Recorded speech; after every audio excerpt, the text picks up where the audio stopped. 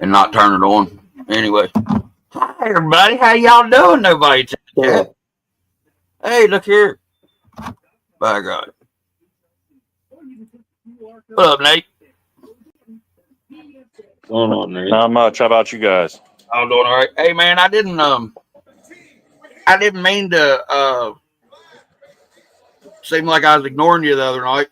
I hope you didn't. No, you're all good. I had to get up, go to work. I get up around, quarter to 5. So right. Well, I figured that's what it was. I just wanted to make sure to tell you that I apologize if I did. Don't apologize.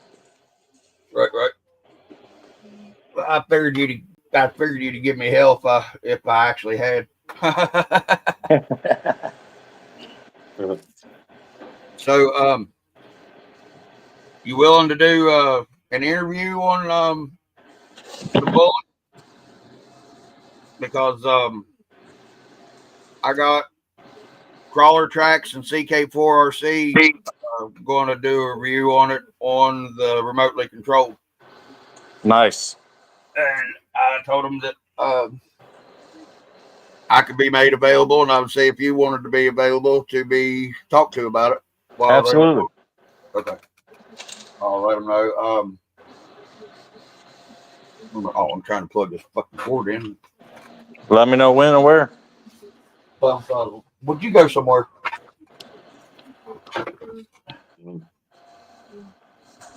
Trying to plug up my race car battery. And that's not plugged in.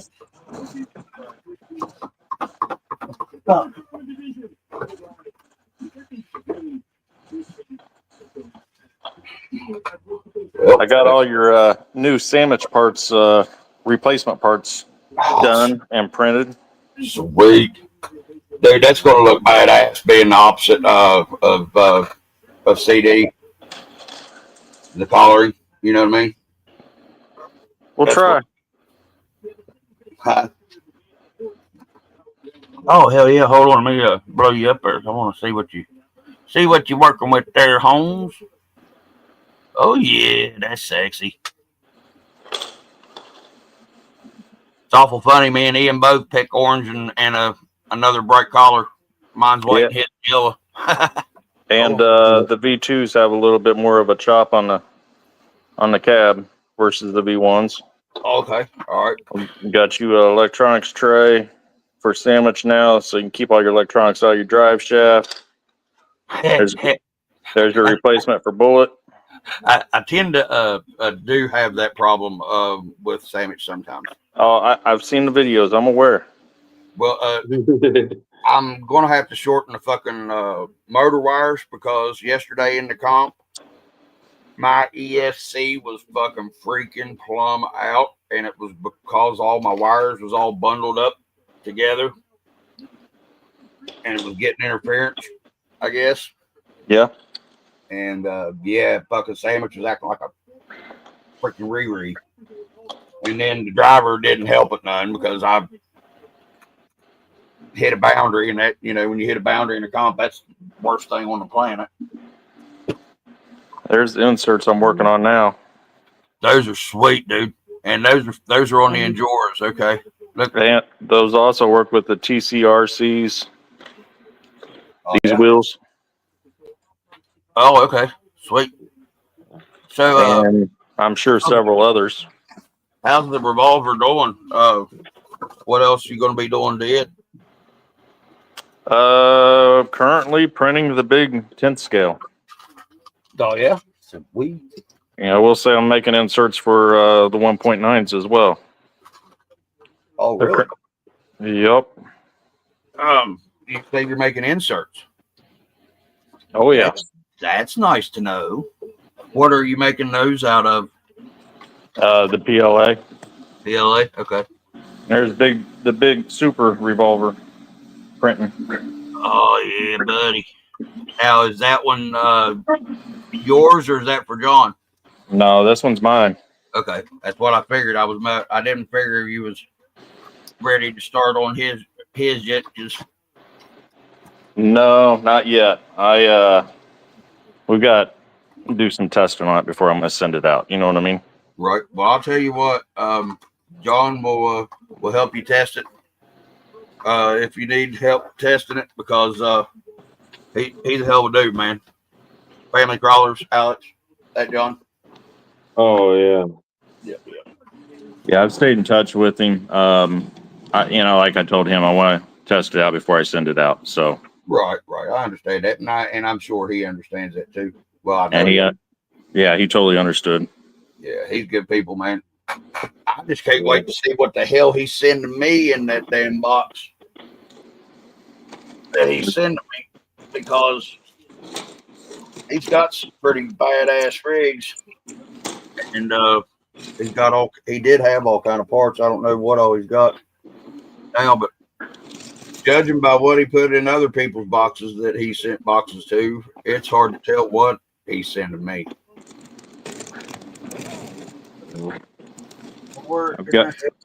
I've got another shooter lined up, ready to go out if anybody wants it. Okay. What color? All blue and orange. All right. That's pretty good looking rig right there. How much are your chassis? $1 million. Yeah, for you, special price. 1 million.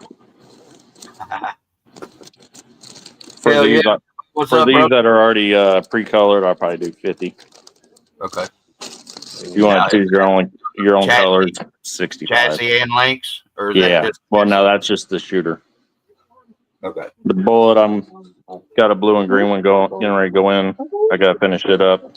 Ooh, that's pretty cool looking too. I like it. Jimbo in the house. He said that pretty. He said, dude, you got it going on. He said, cool 3D printer. Now, if he could just daggone print me up what I did with my damn charging block, that'd be great. I need to figure out how to make PETG work on my printer, because I can't get the settings right for crap. Or, well, I say mine, my kid's printer. Which settings is that? What are you trying to get? Trying to get it to print PETG without freaking failing. Yep. PGG is fun. What I've found, it's all in your feeder. You got a little feeder. Well, I don't know what kind of printer you have, but you should have a feeder screw, and you got to actually loosen that up about a quarter of a turn. Now, is that a shooter or bullet? Okay, it's a shooter. It's a revolver. Oh, it's a revolver. Okay, that's why I couldn't tell which one it was. It was the other sister. The shooter and the bullet are a lot alike. Right. We've shortened the front frame rails down. I've extended the rear. I see what you're going. Okay. And actually uses the bullet skid. All right, so it's using the flat skid and bullet links. And bullet links. Now, you said it's the same wheelbase almost as bullet? It's identical. Identical. Okay. Who was asking me about that a while ago? But it gives the shooter, we'll just say it gives the shooter a little more clearance and gives it more front bias on the weight. You mean? No, the shooter. Okay. Where you have the original shooter, it's more of a center. Right. I'll say 60-40, where this is more of a 70-30. Okay, so I need to probably not use the BOA then, because Sandwich has been fucking flopping over head over heels on me. But no, I can take the weight out of I can take the brass out of the wheels. That will work. That way I can still BOA.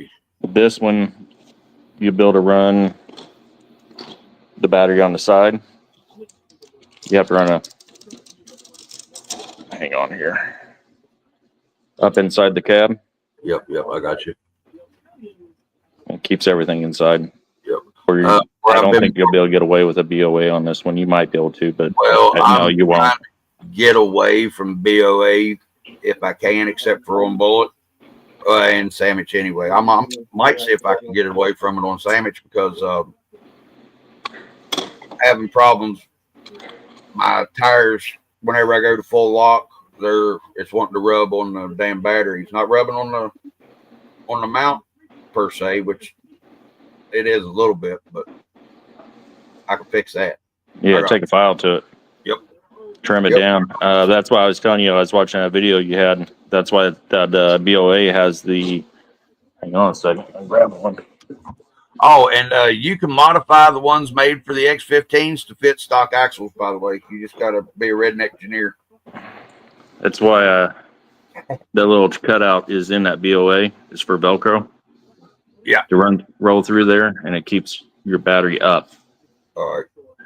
And you should have that little lip on the backside. Yeah. The battery that I'm running right now is the one that comes with the juice up. It's that Hobby Plus. I need to get I need to get that Palm Beach again, like the one I about blew up on myself. Whoa! It went audio only. Who is? I didn't do it. No, he went audio only. He's okay, my bad. Okay, I got you. No, it was me. Okay, it was all gone there for a minute. I was like, what the hell? Yeah, wife had questions. Oh, I got you. I understand. But I got to get that other Palm Beach battery or that Gens Ace. I don't know which one I'm going to get yet. Yeah, I'll tell you what. These are enlightened RCs. Okay, and how much are those? Like $8. Oh, no shit. Yeah. Okay, well, they must have changed the price on it then, because the last time I went to look, out of the three, the Palm Beach, Gens Ace, or that one, that was the most expensive out of the three. It's the reason I went with the Palm Beach, because it was less expensive than everything else, but I could get it quicker than I could the Gens Ace. The Gens Ace was going to be like 2 weeks, and then on that one, it was the most expensive. But I like the size and the shape of that one a little bit better than the Gens Ace and Palm Beach. Yeah. Don't quote me on $8, but it was under 12. Let's put it that way. Hell, it was under $20. That's all that matters. Under I don't 12. care if I pay $20 for a battery, you know. Yeah, these were like 12. I'll say $8 to $12. Hell yeah! What's up, Nas? What's going on, brother? All right, cool. Oh, nosy. What did you say it was again? I know you told me just now what it was, but That's enlightened RC. Enlightened. Okay. 350 milliamp, 3-cell. 350 milliamp, 3-cell, and this one. What's the one that come with the juice up, Alex? I got it covered up at the moment. Was it a 350? I don't remember. Whatever this one is. Yeah, it's a tiny damn battery, Nas. For 350 mil, that's not bad. This is the size of the Hobby Plus. It's a 350, I believe. Yep, long and skinny. That's the reason why I went with these, just because they're so short. Right. I mean, next to a 1.3 wheel. Right. That's Nathan Nas from NSC RC Crawlers, the one that makes Bullet and the shooter and the new one coming out, the revolver. Now you got white and blue on that one. That bullet, What's that? On that bullet there setting yours, is that just white and blue or This one? yeah, white and blue? This is actually my wife's. Or red, white, and blue. That's right. Okay, yeah, that's hers. Yeah. Yeah, she went all out for 4th of July. Well, you sort of had to kiss a little ass on that one, didn't you? Yeah. Since I melted her purple one. Yeah, the purple one. It's it melty.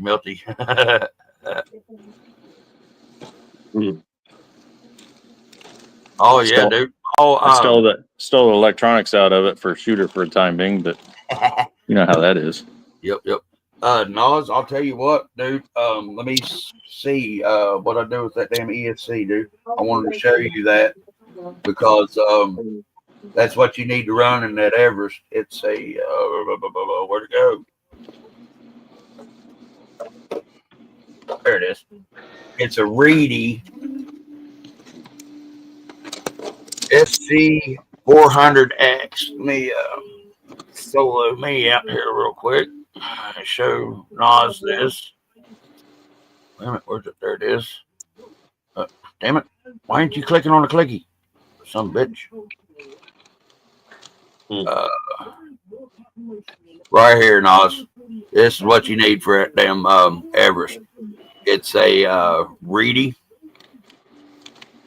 and it's a SC 400X, and it's got the NiCad and the LiPo where you can change it right here by the little pegs, and it also has 2 extra leads for power in case you want to 4-wheel steer it,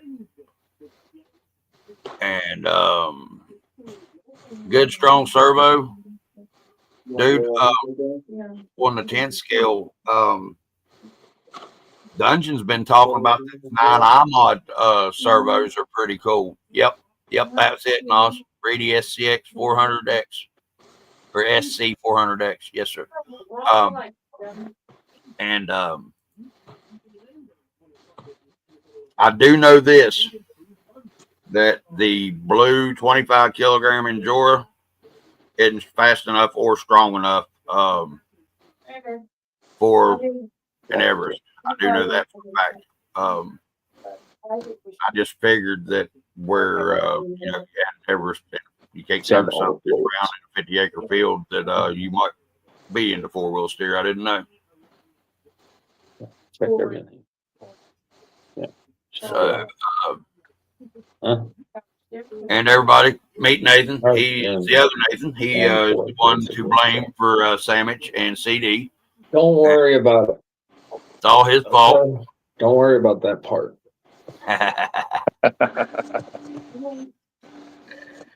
Oh yeah, dude. 50 kilogram servo. Shit, yeah, that'd be awesome on a damn 10 scale. You'd be able to flop that damn dough ever standing around all over the place. And old bug eyes be going.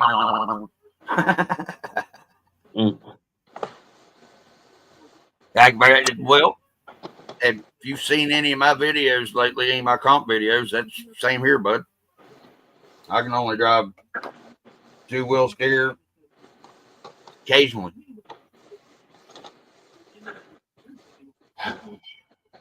There it is. All right. 2 and 2 equals 4, guys. I promise. It just takes my brain a little while to get there from here.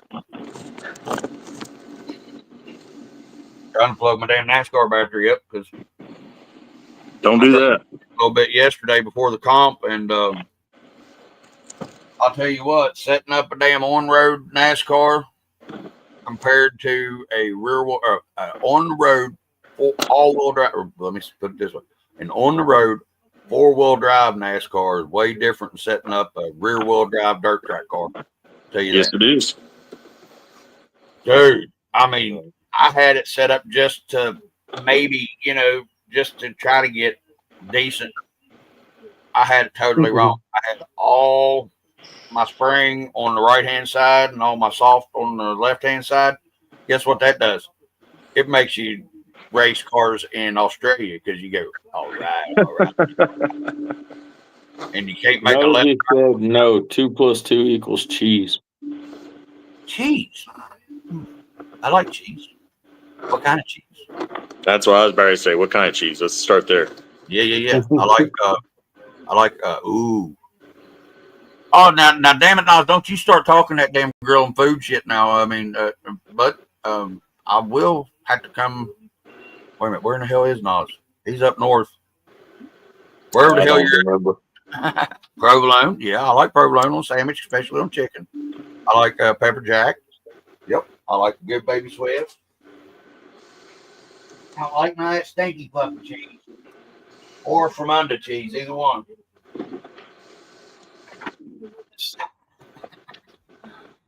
Oh, that's right. Yeah. Never mind. Nas is in North Carolina. Why not up north? Too many Y's. My bad. Yeah, I forgot. You down there where Urban's at. Down in North Kakalaki.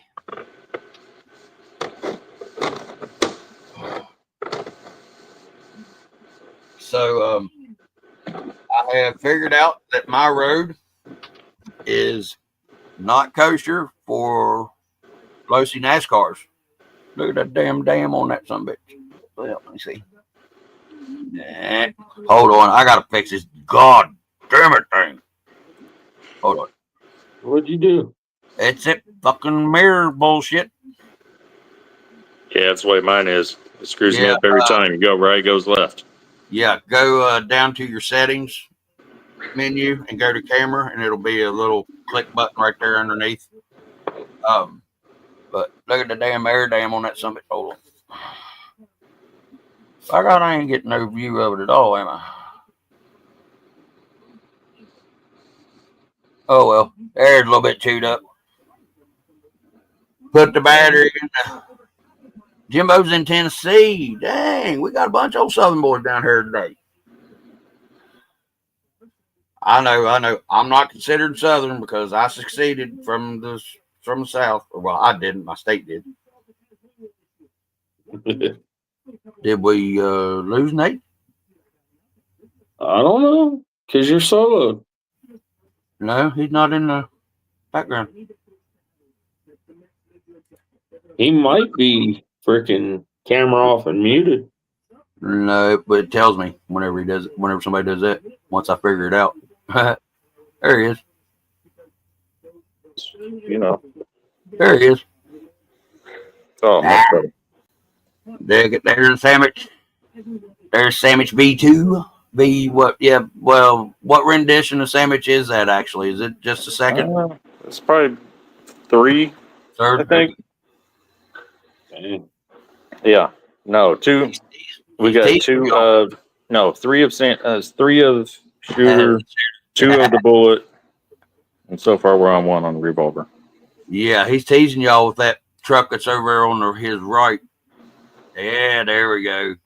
There's the new girl. Meet the revolver. Dude, I like the styling on that. Wow, look how big that daggone 24 scale chassis is. Yeah. That's going to be badass, dude. I am telling you. Then we're going supersized. Yeah.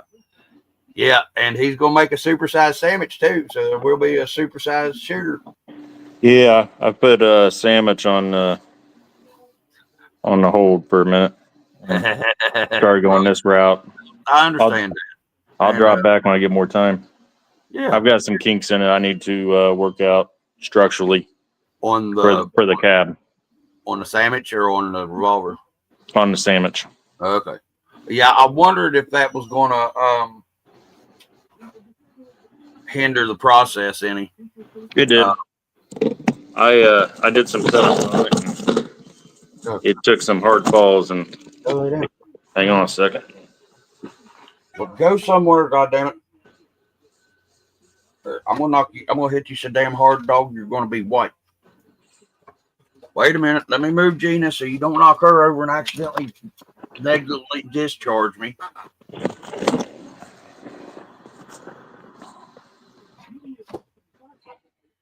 Needless to say, it fell out. Oh yeah, hold on. About 10 feet and the cab broke, so redesigning it. Right. That was what I was wondering about going with 3D print on a 10 scale was how rigid it was going to end up being. Well, or pliable, or you know what I mean. The majority of it, I think, was the filament. I've had this issue with this copper filament before. Okay. But a little bit brittle. Yeah. So carbon fiber is the only route to go. Oh yeah. With that. Look at all I haven't had time to print it or test it. So. Right. But man, there's all kind of room for activities now back there. Oh yeah. Yeah, plenty of room. Now, I'm going to go ahead and tell you, make sure that you take your time on the 110 scale. If you're going to send one my way, take your time on it because I'm getting ready to start a 10 scale build, and it's that striker chassis. My buddy Cobra Scale RC that owns the shop down here. Yep.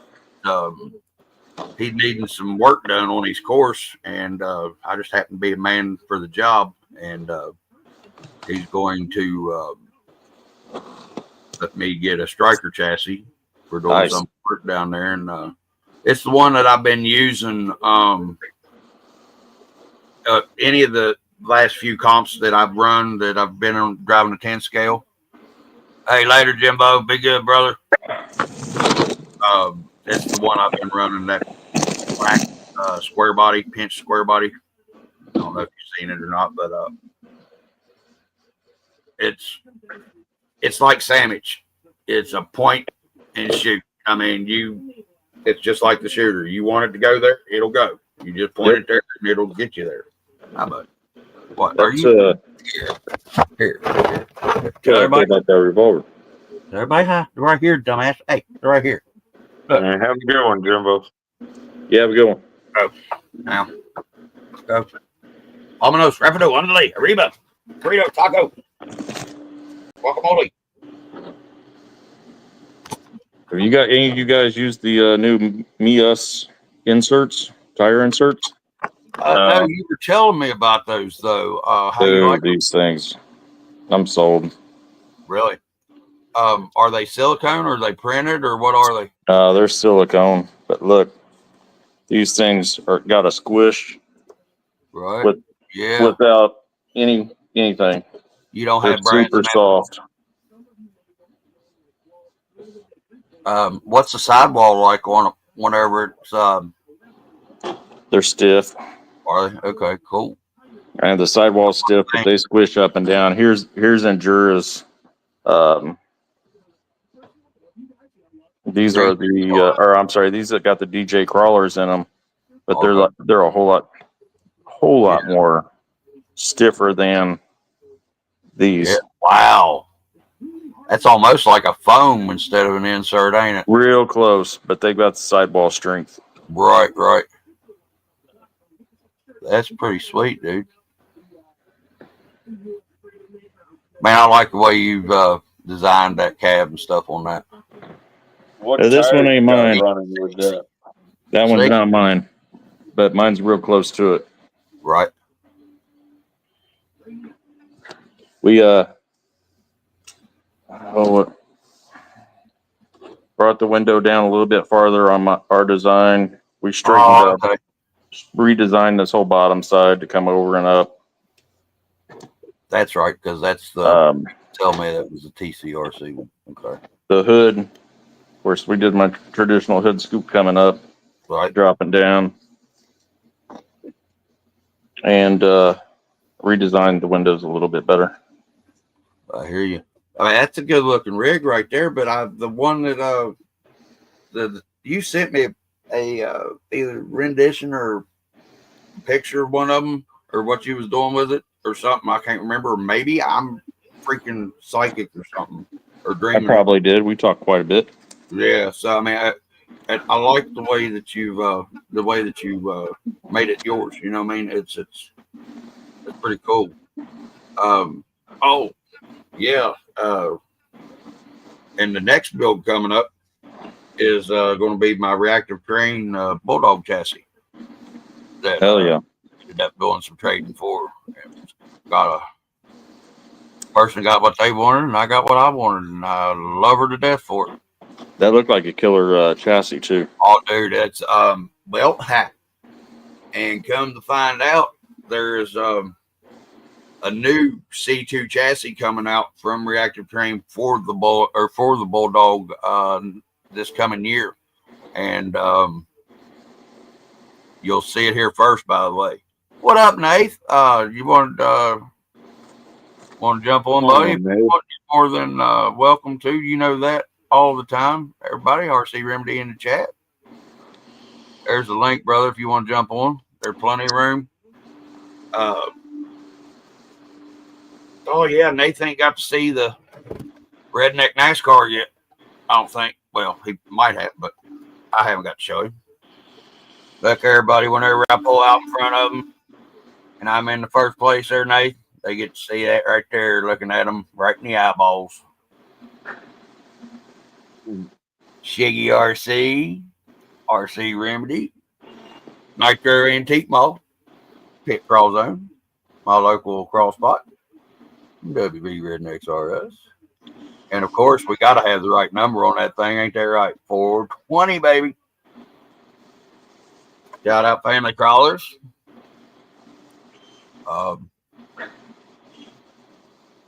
Anybody that has stickers that likes to get rid of stickers, you're more than welcome to send them to 5311 Lanham Drive, Cross Lanes, West Virginia, 25313.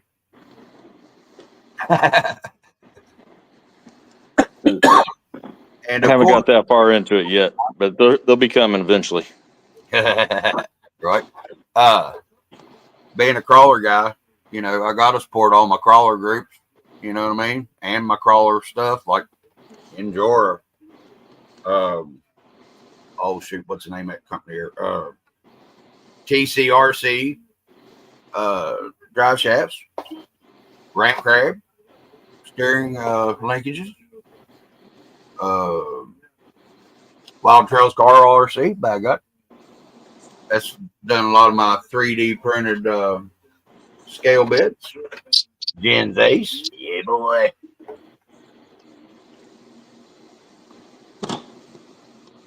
And yeah, I just figured I'd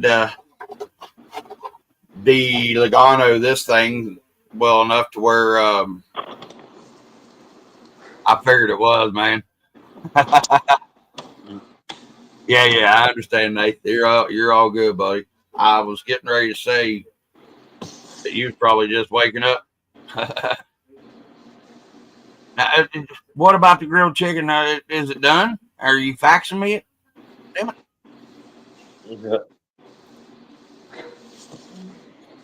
No, it's cooking and shit. Make me hungry. But yeah, so the brain fart. Yeah, I said something about you cooking. I said don't be cooking and going out and bragging about it. I'm starving. I can't even get a peanut butter sandwich. But I do have a sandwich. And I'll tell you what, where I broke this thing, trying to get, this is what I was doing, how I broke this truck originally, not at the comp. I was pulling down like this, and I had my hand like this because I was putting my receiver up here under the hood, and I was like this right here because I didn't have the damn rubber bands off the shocks. And I was going, and I was trying to screw it in, trying to do this, trying to do it. Pow! Broke that sumbitch right there, both pieces right at the skid. Super glue and baking soda is your friend if you have a 3D printed any stuff. Because the two spots that I fixed have held. Where I broke her the other day was right here and right here. And you want to know why that happened besides me trying to use a rock and my trigger finger to shorten the wheelbase? Is where I was running these stock front links and I had the metal reinforcement super glued to it. Well, I knocked the metal reinforcement off of it, which let my links be bendy again. And that's why the sumbitch broke, because this link right here didn't have the metal reinforcement. This one did. And I hit that go button by accident. It was in between them rocks, and it took this front and just like that right there. And that's what caused this thing to break. This thing has not broke because it's been dropped, fallen off of course. I mean, this son of a gun, I'm telling you, boys. Alex, I'm going to go ahead and tell myself, Alex. And Nathan probably heard it already, though. Alex and Earl was on live one night, or we was on a video call.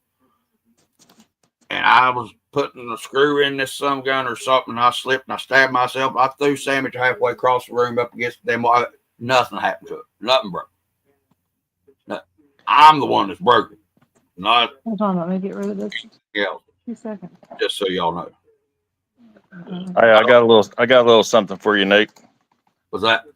You're about to get a sneak peek of something heading your way. I like it. Whatever I get to see cool stuff, especially if it's mine. I don't know, just put down, but hold on, look at this. What an idea. Damn camera. Ooh. Yeah. If I can get the camera lined up right. Yep. Those are sexy. Hell yeah. Oh, hang on. For some reason, this thing's. That's all right, buddy. I understand. There it is. That's badass, dude. That is badass. Now, It's all backwards, but you know, you can read it. Right. Did you say what's the spacing in between those holes? Which holes? The outer holes. Well, I guess I can look right here. On that ring. The reason I'm wondering is I think Eric. Talking about these? Yeah. One of the ones that you had on the computer screen. Here, hold on, I'll show you. Yeah, got nose hairs fighting my damn mustache. Yeah, he's talking about the outer holes. He's the ones that probably you going had. to try to put them on a set of wheels he's getting that he can change. I was wanting to see if they would meet up with the EX Lewis wheels. The reason I was wondering is because these are the ones that well, not these, but a set of orange ones are the ones that I'm going to be running on Bullet. And my other squirter buddy, he lost one of my rings. And well, that's why they have so many on there, is to mainly be universal across almost all the wheel platforms. And there's 4 more holes. There's 4 and there's 4. There's 8. How many is on the Endure? 6. Yep. Yeah, you got 6 on Endures. Most of them don't have any more than 12. We'll try to super glue and baking soda trick or something before you use it on my heck yeah. Let's see. Went to barn a little bit ago, gathered up some steel and aluminum stuff. I hear you. 20 pounds actually ain't bad. At least you're not like waffles and got 10 scales that are 75 pounds. You know what, Austin? Damn. I got it put up, or I'd show you what I did with my Everest. Well, I can show you part of it because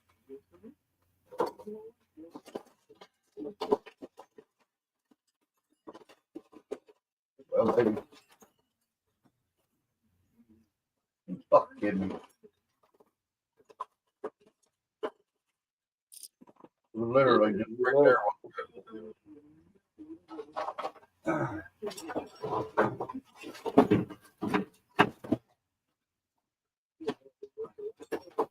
I mean, come on, man. I had an extra chassis, Nas, because I had the original Everest 10 that I turned into Rust Bucket, which was the Gen 7. And then I ended up acquiring another Everest 10, the one I made the motor tower out of. Well, I took this part of the chassis and I cut the top of it off. And I did it just like I did PMAX. Flipped it over, spun it around onto the back, made a frame extension on it so that helped eliminate some of the torque twist I could. It doesn't work as well on the 10 scale as it did on a 24 scale, but it did help some. Plus, I was also trying to pull that damn RC lawnmower and had the bracket onto the rear axle where the servo mount went. And if you're wanting to get torque to come through something, the best thing to do is try to put a damn pull a trailer with your differential, because you pull in the trailer with your differential, everything that's twisty, turny gets exaggerated going through that chassis. That's the reason in the first couple videos that motor tower, that truck was just totally picking up that front.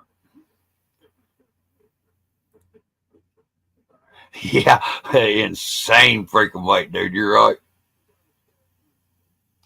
Tungsten? Oh yeah, dude. Anytime a lot of the guys that are making the wheels and the weight hangers are using tungsten now. It's freaking heavy, dude.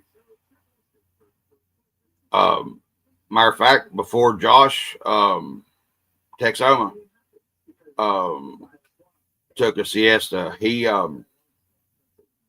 was using tungsten in in what it wasn't the rattlers, but it was a form of his rattlers that he was putting tungsten in, and then he was putting it in the frame rails of that Evo too, wasn't he, Alex?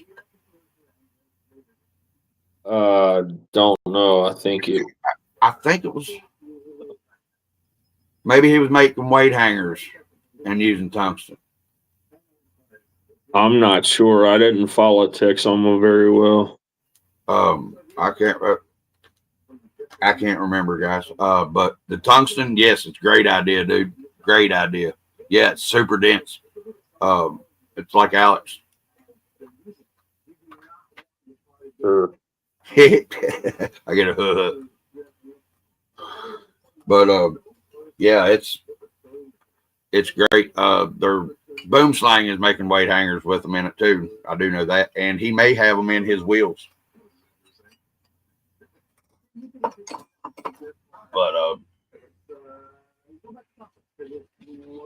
I got to figure out something to do with this body because it's just cool as hell.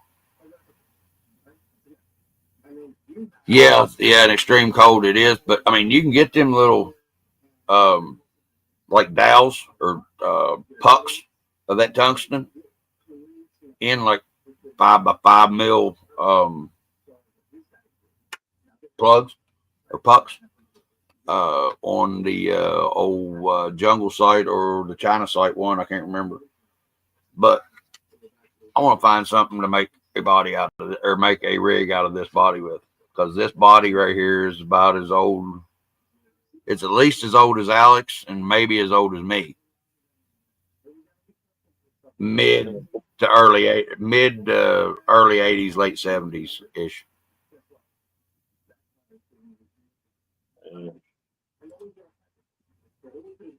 What you doing? Just running shit through my head, trying to figure out what I want to do with changing some old rigs, seeing what I might want to do with new rigs. Right. I hope be able to order some stuff soon. Or maybe.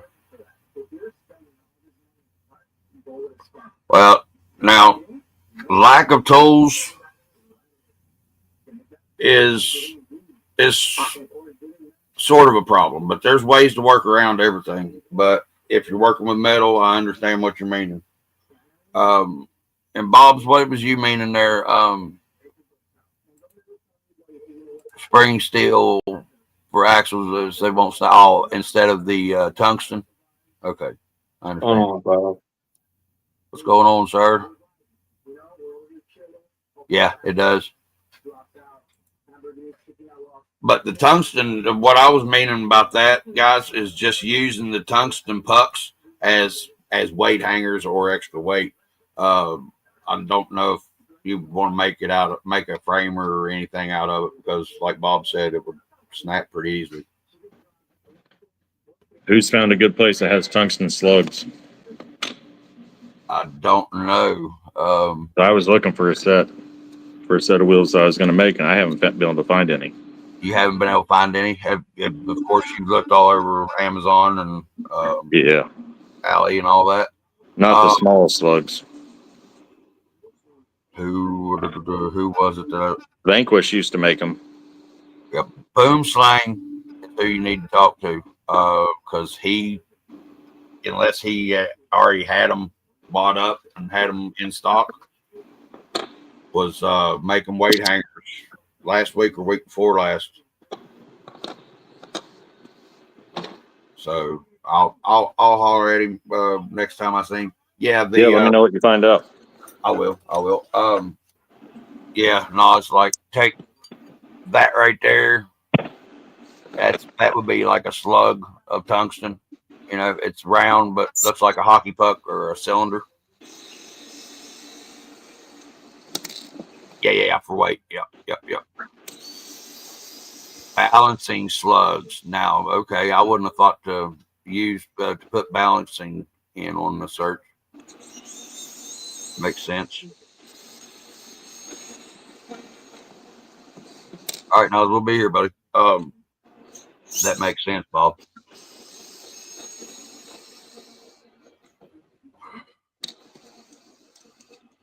So, yeah, finally got the cat eye body boxed up. Well, actually, the Gen 7, because the way I looked at it, if I was sending a body out, what would be the sense of sending the body out to somebody that don't have a truck to put it on, and had to buy a new truck and then start the rednecking a little bit to get the body to fit whenever there's already a chassis and shit that goes to that body anyway. So finally got it boxed up for any stock. Get ready to send it out to him. And Oh yeah, I noticed your post. You said the youngest, but I think that was Brad that won it. oh, was it Brad? It was Brad. Yeah. It wasn't. You got too many kids. I smoke too many weeds. Jeremy T. What's up, Jeremy T? You working hard today, or are you off today, sir? Want to jump on? You're more than welcome, sir. If the link isn't in the chat, just let me know and I'll throw it in there. Y'all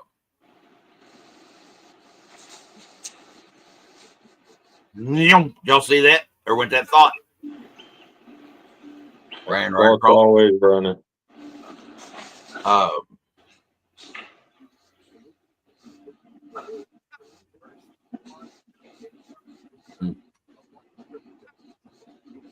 Totally gone. No, sir. Go lay down. Now. Just because you're not center of freaking attention, there's no reason for you to be acting like this. Now go. Now. That's why I don't want you over here with all the dang wires, sir. Oh, crap. What'd I do? Slagging off at home or on the road today? Remy? Slagging off today? Yeah, I hear you. Yeah, Nas will be back here in a minute. Jeremy, he at least said he would be.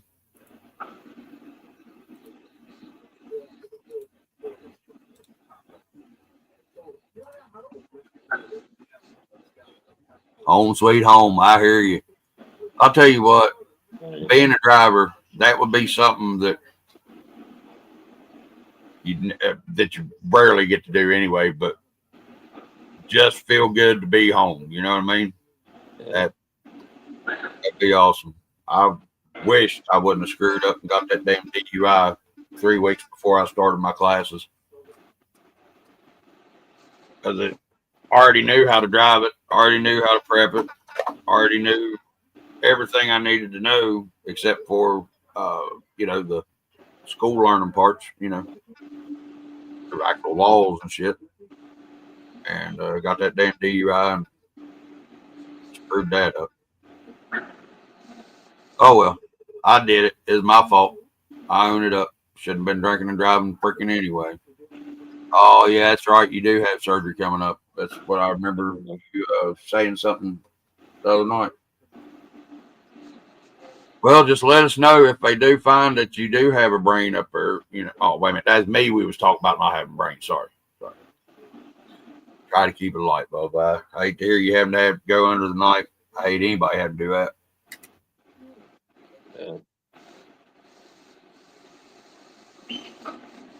Yeah, well, heck, Jeremy, if you're messing around with any of your RCs or want to share what you've been up to with them, on.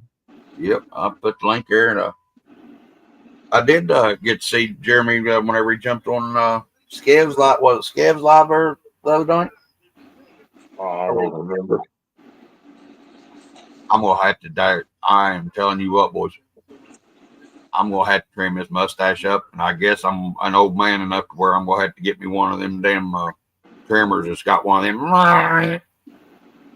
nose hair trimmers, because my nose hairs and mustache hairs are fighting each other and they're aggravating the shit and all out of it.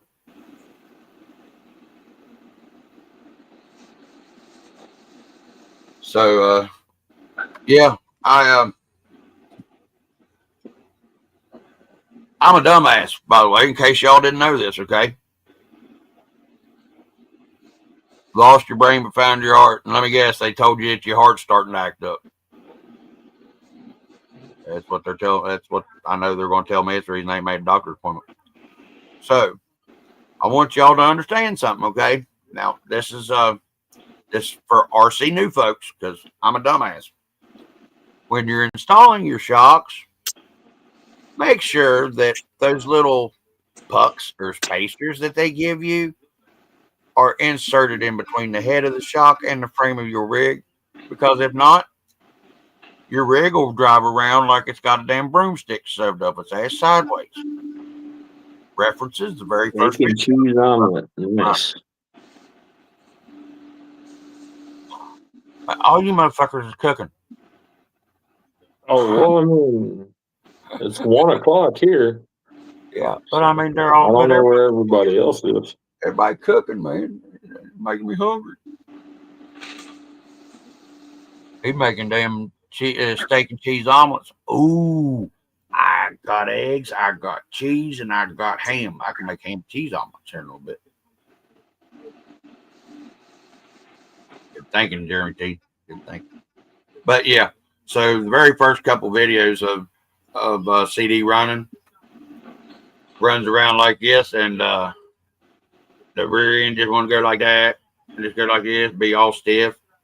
Well, guess what? When you mount the shocks correctly on your rig, you can actually get some flex out of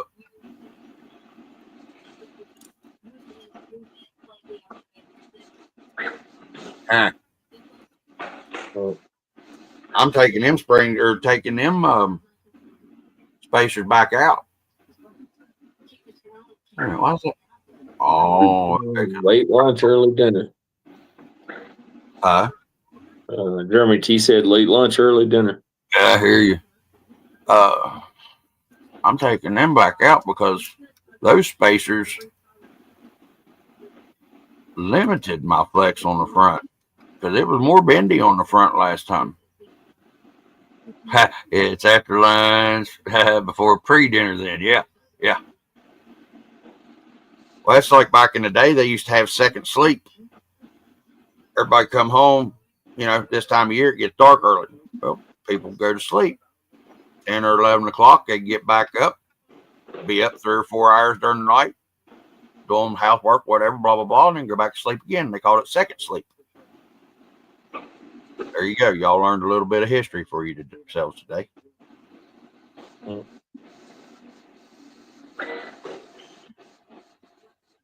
But to be honest, y'all, I am very surprised that I was able to get this wire management in there as well as I did. There's Nosback. In that little bitty space, I got an ESC and a receiver. I did have a receiver. I took it out because damn it. But I had the extended 4mm axles on the front of this, and went down to the pit the day before yesterday to just test CD out and see how she was going to do. And I did. I pulled an Alex, actually. Whenever Alex had Medea, she was laying on her side like this, and Alex hit the go-go button on it, and it spun the bearings or spun the teeth in the transmission. Well, I did the same thing, except I broke the damn axle shaft. So I was looking, and I have an extra set of X15 steering axles somewhere.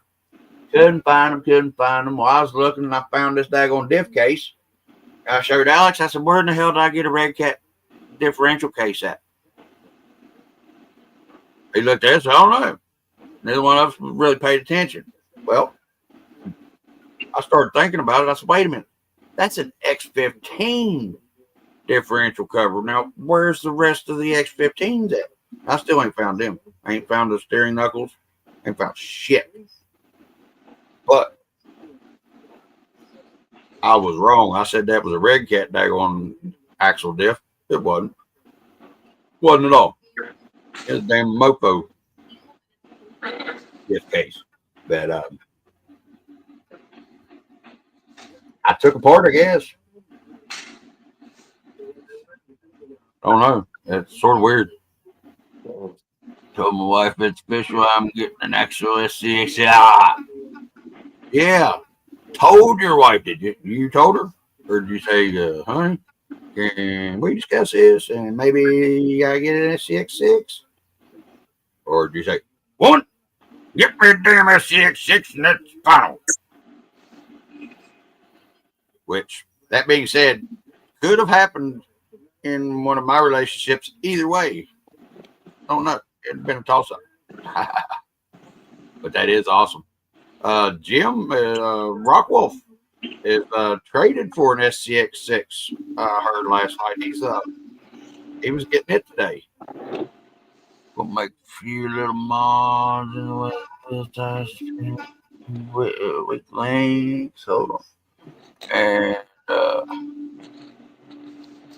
oh yeah. Oh yeah, dude, that SCX6 pull him kids around the stroller easy. Now I'm wanting to turn my radio flyer wagon into an RC car. And it's one of them with the pneumatic tires. It's what really sucks about it. I'm just wondering what size servo I would need. Now, here's the thing. Come to find out that since my kids have got old enough to have their own kids, that in that span of time, the Power Wheels have become radio controlled as well. I was thinking about just taking the whole damn system out of one of them Power Wheels and putting it on that wagon. Does that sound like that would work? Anybody? Yep. Maybe. Think it'd still be strong enough with that having metal axles and the metal body and stuff? Well, It should. That square body Chevrolet that Alex just built diecast, that's proof that if you scale it up, that should work. Have you seen it? I have. No, I haven't. I'll tell you what, dude. You saw Stripe and Stripe's sister, the metal diecast that he built. He did a Chevy short wide bed using one RC parts. Nice. 2-wheel drive. I Fast. like it. Now you're talking my language. He might be a Ford boy, but I'm a Chevy guy. Well, there ain't nothing wrong with that. Everybody's I don't mind any of them. I'm not partial to names. I'm partial to body styles and motors. Yep, Yeah. there you go. Oh, why you like Chevy if you like motors? What's that? He said You he can't beat liked an LS motor. motors. I said, Because the only way to make a Ford run proper is throw a Chevy drivetrain. There you go. No. See, when you get the Chevy to run right, it's because it's on the back of a Ford because it's always being towed. You also notice most of your fastest Mustangs have a Chevy motor in them, too. Yep.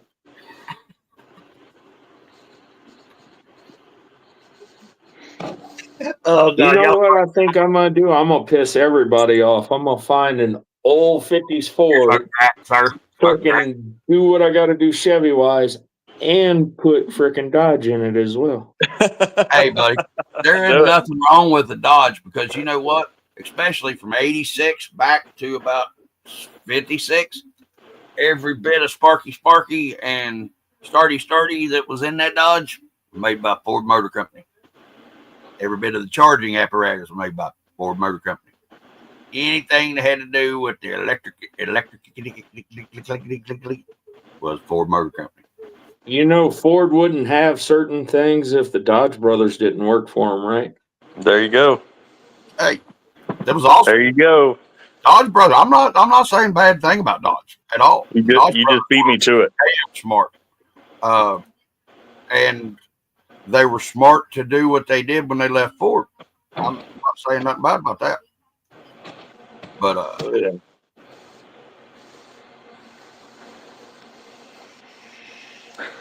You beat me to it. oh Lord.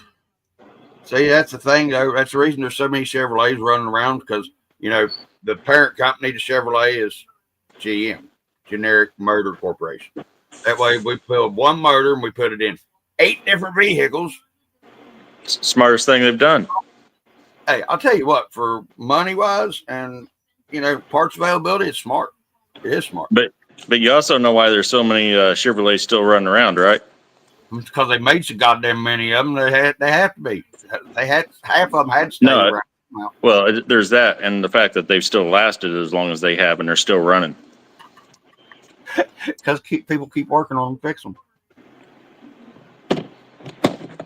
Now you do understand that still, up until 2 years ago, Ford F-150 was the #1 selling truck in America. Up until a couple years ago.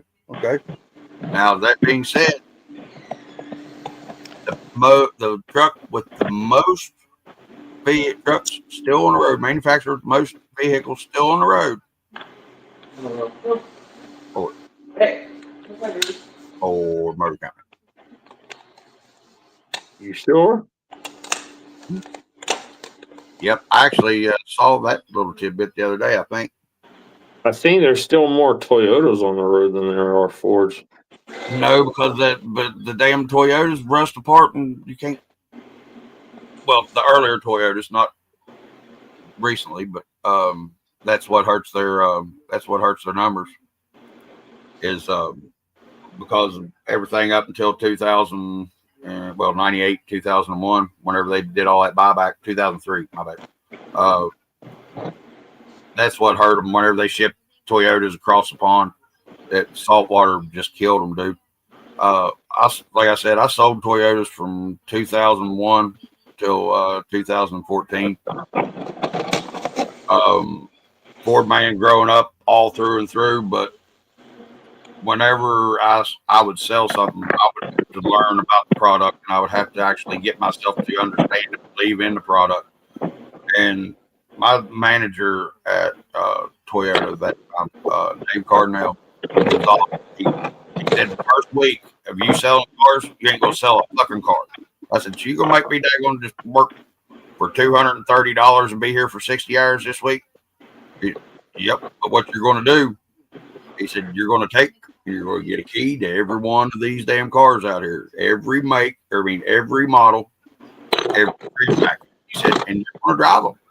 He said, and you're gonna take one of my cars to a competitive lot. You're gonna compare to the competitor. Me being me, I didn't get okay, boss, I'll do that. And I did. I spent a week driving every Toyota we had, driving every Lexus we had. And I pulled up to the daggone. I really got him on that because we were a Nissan, Toyota, Chevrolet, Oldsmobile, Pontiac, and Daewoo at the time, dealers. So Pontiac, Oldsmobile were 3 different competitors, even though they were all GM. You know what I'm saying? I took my Toyota to our lots and compared them. He called me back. He said, no, bud, I wanted you to go somewhere else. I said, I knew that, boss. I was just seeing if you paid attention. And I took it to the next competitive dealership. They said, what are you doing? I said, well, Dave Cardinale, that crazy white-haired fucker over at Love Toyota, sent me down here to compare this car to your old car. You have a Chevrolet lot. Why didn't you go down there and do that on your own lot? I said, sort of called poking the bear and trolling your competition, ain't it? He said, at least you got balls enough to say it, buddy. Go ahead. I don't care. I love selling cars. I had a fucking blast, except for the damn 60 to 80 hours a week. Yeah, I've had Ford, I've had Chevy, I've had Dodge, I've had Toyota, I had Nissan. Nissans do not make good submarines, but you want to know what makes good submarines? sandwiches, and PMAX. Here's They my do. question about. Here's my thing about Toyota. You know, they made a monster motor back in the day with the 2JZ, but Oh, they don't even produce their own motors anymore. Yeah. You have a major brand as Toyota, but you we don't got use your a own Toyota motors. motor plant right down the road here that produces every 2.4 liter 4-cylinder in the United States. Mm-hmm. At Toyota motor plant, and the 3.4 is built right here that goes into the Camry and into the Highlander. Yeah. What's in their Toyota? What's in their new Toyota Supra? Oh, well, see, in the new Toyota Supra, that's all Japan. There's none of the Toyota Supra made in the United States that I know of, because the Supra was not made in the United States. Almost every Lexus wasn't made in the United States, and the Well, that's what's down is your Lexus motor. right. Yep. But yeah, we actually right down here in Buffalo, West Virginia, we have the whole 2.4 line is made here, and the 3.4 for most of the cars are made here, and the 6-speed transmission, and I'm not sure about what other transmission side they got, but Yeah, they're all those Toyotas are assembled up in Indiana. They weren't too far down the road from where I used to live. Indiana, Georgetown, Kentucky, and Alabama or Georgia, they're assembled too. There's 3 assembly plants on the East Coast, and I think 3 on the West Coast. Or 3 this side of Mississippi, 3 that side. That didn't sound good. And you're gonna find this funny. A lot of people are, especially the big 3 people, that Toyota is the most American-made automobile in the United States. 98% of the Toyotas sold in the United States are made almost solely in the United States. The only thing, the other 2% on those cars are your all your stupid ass sensors and control modules and stuff. And now those are made in Japan. All the Prius is made in Japan. Any of the hybrids, the motor and electronics are made in Japan. Yeah, plastic oil pump break easily. You're right. And you're talking about that was on the Coyote, wasn't it, Bob?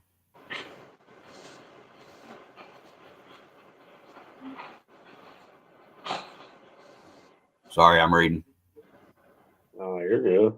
I'm painting, so I'm not really paying Wow, much attention. I was really behind on the chat. I need to be able to start reading a little better or quicker. Well, you gotta learn to read in school before you can try to read the chat. I learned to read in school. I learned to read at that learning place. The teaching lady taught me how to read. A B C D E F G Alice kiss my ass 1 2 3. Oh yeah. Now, Bob, what motors are you talking about? Is that them modular 5.3 and 5.4 Ford motors, or because my son has one and has been having nothing but fits on it, and I told him not to get the damn thing because on them modular Ford motors where they got to use those actuators and pump all that oil from the bottom of the oil pan all the way up the front of the motor to get to the top and then distribute the oil up on top. It's just stupid because them actuators will start getting weak and you start getting that little tick. And as soon as you get that tick on them modular motors, they're gutted. Might as well go ahead and just get a rebuild for them. Oh, the inline 6. Okay. I got you. Okay. So it is Mercedes that does make the super motor. I'd heard that. I couldn't remember who did it. Itchy, scratchy. I hate electronic fuel injection. Where they ruin the good cars. Yes, you're getting way better supposedly getting better horsepower and better gas mileage out of smaller motors using less gas. I understand. But, BMW, my bad. I mix them up all the time. I call a damn C-Class a Mercedes all the time. And a 321. No, I call it 321 or whatever, 321i or whatever on. I call it a Mercedes and C-Class BMW and all this. It should be a place for the simple fact that the phones are connected here, right? The phones are connected. But, have this phone connected. This will be solid. It should be all right. there went that thought again. Okay, it's screen on that front end, but. It always goes. You know what I'm saying? It's printing from here. Oh, yeah. Yeah. One layer.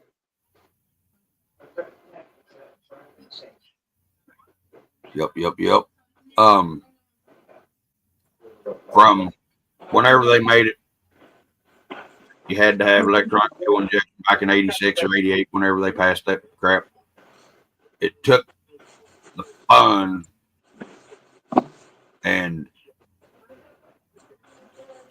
normal shade tree mechanic working on a truck out of American automobile, it seems to me.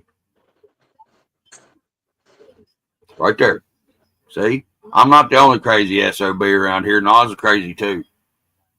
Why? Cause he's the same thing I am. 60s to 80s. You know, as long as you got that electronic ignition, it's okay. I mean, you know, I can handle electronic ignition with the little damn spark box, voltage regulator, and all that shit. That's cool. I can handle that much bullshit. But I prefer, like my 66 352 had, points, easy. Manual fuel pump, easy. See what I'm saying? Water pump, manual. No, these electric sensors got to tell it to do this, when to wipe its ass, when the goddamn jack off, none of that shit. Manual. The throttle body stuff and the EFI, the older stuff, it is. Worrying about fuel pressure and crap like that's what I didn't like having to fuck with, you know. It just, I like old shit. Points, carburetors, all that fun stuff. Oh, dude, I had an 82 Z28 T-tops, 410, 411 Positrack rear end in it. Had a 70 model GMC 350, 300 horse 4-bolt main with the only quadra junk carburetor I ever had that was any count. You get in that some bitch and you'd hear that boop, boop, boop, boop. Sounded like an old double pumper Holly. Now, here's the deal though. Accelerator pump would leak off on that son of a gun. I'd put a new accelerator pump in it, it'd blow it. I don't know what it was about that carburetor, but it wouldn't hold an accelerator pump, so I had to carry me a little weedier jug of gas around. I'd hit prime it once in the morning, it'd start up. Didn't have to worry about it again until 5 o'clock whenever I left work, and then do it again. See, that's the part I'm talking about. The fucking computer bullshit. The 89s aren't bad. You know, you're dealing with 5.0 EFI. It's the truck EFI is basically the same thing as what they have on the Crown Vics and the Mustangs, except it's built a little bit different. It don't have the big on it, the big intake thing. I'd much rather have a carburetor. And yeah, you get way better gas mileage and supposedly more horsepower. But I don't know. I'm just an old curmudgeon. Want it my way. But you know what? It don't matter because these sons of bitches right here ain't fuel injected, carbureted, they ain't turboed or nothing, son. And that's what I drive, so see what I got to worry about. All right. Guys, I'll be right back. I gotta take a daggone Cracker Coal Company mine foreman out to pee or something, I guess. I'll be back here in just a minute. Jeez. Alex, you keep them straight out until I get back. Make sure Bob and Oz and Jimbo behave in the chat. Oh, I'm gonna let them all on here and let them run wild. That's what I was going to say. I don't care, guys. Have fun. I'll be right back. Let me see if I can catch up. Make sure that you, if you can find them, get you a Chilton's book on them Fords and them older Fords and Chevys. If you can't find the Chilton's, get what's the other one, Alex? I don't know. I've always just used Chilton's, but wasn't there like a Haynes or something? Yeah, Haynes. That's it. Chilton's is a more in depth than a Haynes book is. Well, the older Haynes books is all right, but if you can get Chilton books, it's the best thing to have. Yeah, Haynes. Yeah, Haynes and Chilton's. Those are about the only two that I knew of back in the day. Now that's a small block. It isn't bad. Them 0283s, but they're not a bad old motor. Wasn't very many people liked them because they were the small V8, you know. But well, okay, so was a 289. It was a small V8. Big deal. You know, you can still get some daggone horsepower and some torque out of it. Diesel, start barking at his ass so he'll take you out. What's that? What?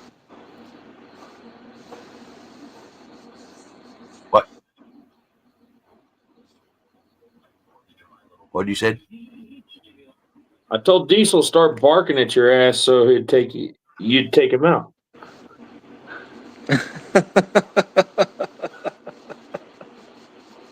He didn't even know I took him off. Nope. I was trying to pull it, Alex. Yeah, I'll be right back. Because I don't give a damn. That little He said, I don't even want to be on camera half time anyway, right there. That little square body Chevy you're building it. So that's 2-wheel drive. What drivetrain do you use? 1RC. Wasn't it? What was that? He's That asking little about square body Chevy that you're doing.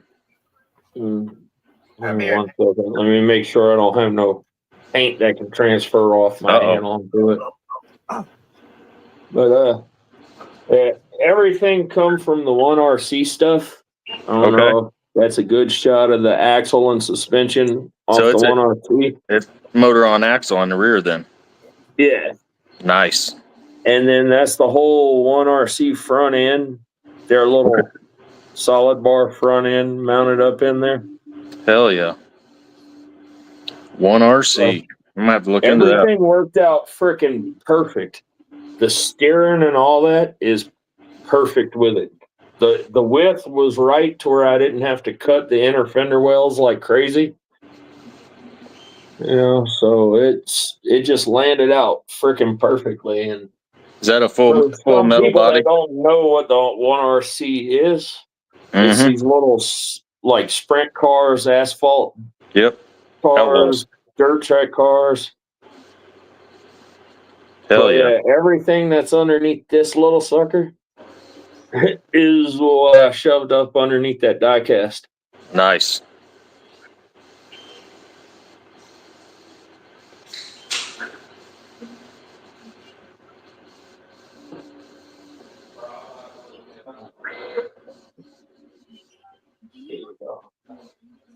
You do some clean work here, my man.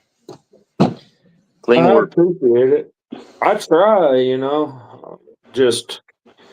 I like to challenge myself, and those Fords were purely built because my brain told me that will not work.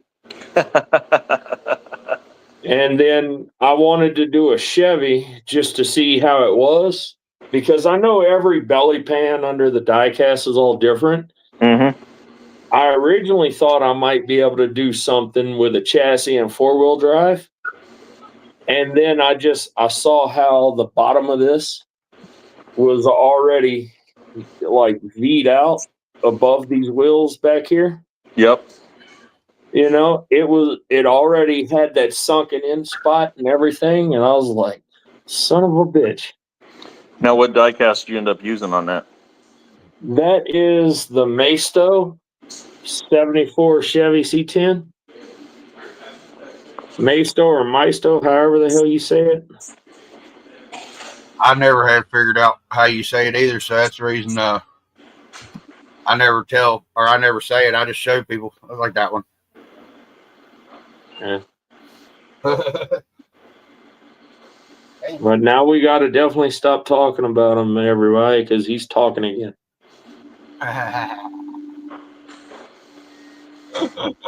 I don't care if y'all are talking about me, you leaving somebody else alone, brother. That's all that matters. I'm an equal opportunity person. I'll let you aggravate somebody. Look here. Talking about this one? Look here. Because that's what this one is, too. Yep. That's a 24 scale, ain't it? Yep. Okay, that one that I used is an 18th scale. Okay. Yep. That's sweet. Now you got my brain working. Yeah. Now, I am trying to figure out some things with 24 scale, but I'm not exactly sure if I'm going to find the right chassis that's going to work, because I have yet to see a chassis that would allow you to mount the links to the belly pan the way these 18 scales have. That's the coolest thing about all that you're doing. You know, you're not taking just some die cast body and throwing it on an RC car. You know, you're using existing chassis, which, to be completely honest with you all, I'm going to go ahead and say this. I don't know if I've even told Alex this, that I thought would have been the most brittle thing in the world and would have broke the first time you hit the throttle on the truck because of just the way that it's made. You know what I mean? It's a thin piece of plastic. Well, with it being molded, it added rigidity, but it's still got the flex. You all seen the videos. What I do with Strike. Now, I beat the fuck out of this truck. I mean, I flogged it, and I still have yet to have any problems with anything that Alex did. The only parts that I've had problems with is the parts that I made, the dually wheels. I spun one wheel, it went, I mean, it went flying. I still got it, found it. But that's the only part that I broke on that truck. Only part. Yeah, but you got to remember also, I spent 3 months or 4 months building that thing and knowing who it was going to. Right. But here's the thing. I mean, no matter what, you would think that it wouldn't hold up to what I've been putting through because of, you see people break RC chassis. You know, the stock chassis and shit. I mean, and yeah, nada. And the shit, like I said, the shit that I tore up on Strike was because of me. It was my damn wheels that I made. And to be honest, those wheels making it a freaking almost a year and a half before they tore up, I thought was freaking awesome. Yeah. But they never did have much more power than a Torque Beast 50 on them put to them either until I put that goop against them on Sandwich, and then that Endura purple 180 motor is a lot more torque than what the Torque Beast has. But you know, that Torque Beast and the Torque Beast X that I had on them would, I mean, they're pretty strong motors too. That's probably what wore them down until I put the brushless on it, and then I put the brushless on it, and it really started doing them in. And then I put that big brush Endure motor on it, and that's what it did too. You know, so that it's hard to tell. But I was pleased that those wheels that I made, dually wheels that I made, lasted a year and a half. Yeah. I mean, I'm freaking just astounded. Yeah.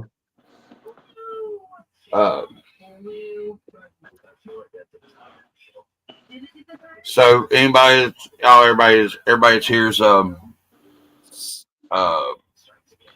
has already heard about Sandwich taking or Bullet CD taking a trip around the United States.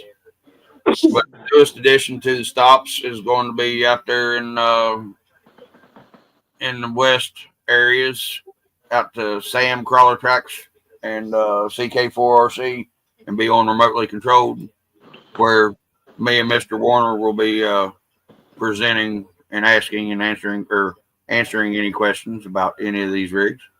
The whole gun family, the shooter, the bullet, and the revolver. Shit, I'll do what I can. I just make them. I just test them until I know that they work. You know what I mean? All you do, keep making them, and I'll do all the talking. I'm good at that. You're good at the making part, and I'm good at the talking part, but you're pretty good at the talking part too. But just may not be what you like doing. You like making the shit, and I like talking about it. So we know our So I'm telling you, I like the three back choices that you made, Nathan. I really do, of how you went by with how you're building these things up. It's it went from crazy to holy shit to I'm back it off a little bit. Yep. Nah, pedal the metal. You got to have a flare of both. Yeah, I mean, you know what I'm saying? I mean, it's a little. The newest sister is a mix of the two older sisters. Pretty well, the best things out of both of them. Well, I like the shooter. I just wish it was a little bit more forward bias. That's what led to the bullet. Right. And then right. the bullet just works, but it's not everybody's cup of tea. Right. Not everybody likes a competition style crawler like that, which I love. But now you have best of both worlds right there. Yep. Now, what angle skid are you running on those two? Is it That's 18. 18 on the revolver, and it's the bullets what? 12, I believe, right off the top of my head. Okay. Can't be exact. It's just one of those I keep tweaking and tweaking. Yeah. I couldn't remember if I knew it was over 7. I knew that. I just couldn't remember how much over. But that one right there, that's a sexy truck. It's getting there. It's getting there. Wait till it gets a lot bigger. Yeah, I can't wait to see that one. I just want to say, I like what you're doing with using the carbon fiber on the big ones, especially, and on Sandwich, the new Sandwich. Oh, that didn't sound good. I'm gonna have to jump off here. I think my print just took a shit on the big boy. Oh hell! Oh man! Yep, it did. All right, buddy. All right. Catch you later. All right, dude. All right, later. Damn, that sucked. That sucked. Fucking print went to hell on the big shooter he was printing. Yeah. At least it was in sort of the beginning stages instead of being 23 hours into it and it dying then.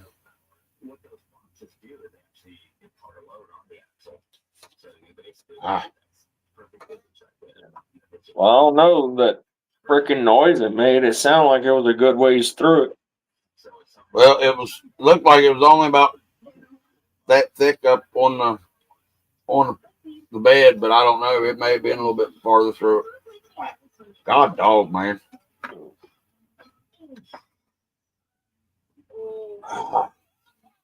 But yeah.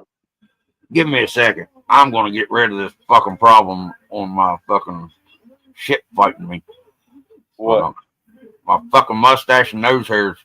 I'll be right back. Y'all hear? Ow! It's because I didn't cut my damn nose off or something. Do we have anybody in the chat left? Yeah, we got Jimbo and Nas will be back. Bob's getting him some coffee and stuff. It's showing still 6. We got stalkers, Alex. That's all right. We're used to stalkers, ain't we? Mm-hmm. Now. Oh, motherfucker. Oh, man.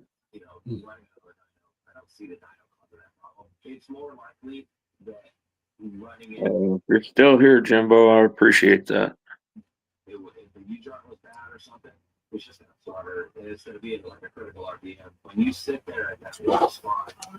If you're still here, I'm putting paint on an EX Lewis bug body. Right.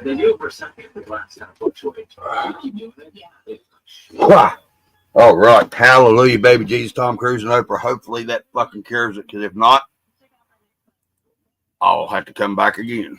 Oh, I gotta turn my camera on before I can unsolo you. Better. God, it was getting on my nerves, dude. Because these mustache hairs, once they get right up here by my nose, they want to curl up and go up in. And where I'm getting old, my nose hairs want to grow down and go out. And they was all discombobulating each other, and it just wasn't good soup to be eaten. Your two halves of brain cells took over some hairs and started fighting. Ha. Posto broke his damn axle last night at the race, the NASCAR races. And an hour ago, Milton RC Speedway, Losi NASCAR Rules Bulletin, effective today, November the 22nd. In this year of the Lord 2025, we will be allowing steel front and rear axles. We're allowing this to add extra durability to the cars, as it offers no competitive advantage below or the approved part numbers. What's up, these nuts? What up, these nuts? What's going on? What's going down in these nuts town?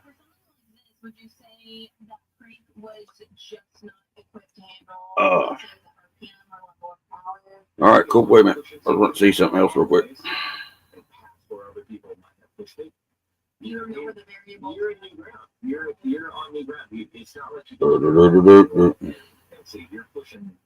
Okay, I'm good. Oh. Oh no. Oh no. Oh no. What'd you do? I done lost my snipe. And that's the last one I have. Oh no. Uh-oh. Ready.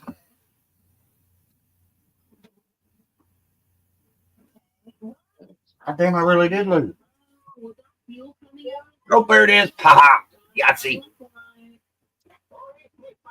I wonder if Jeremy T's ever finished making a steak and egg omelet. I don't know. But I'm going to go make a ham and cheese omelet here in just a few, especially after smoking this here Lord's lettuce and a cigarette.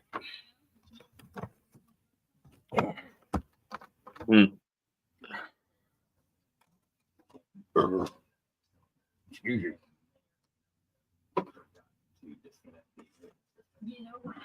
We do have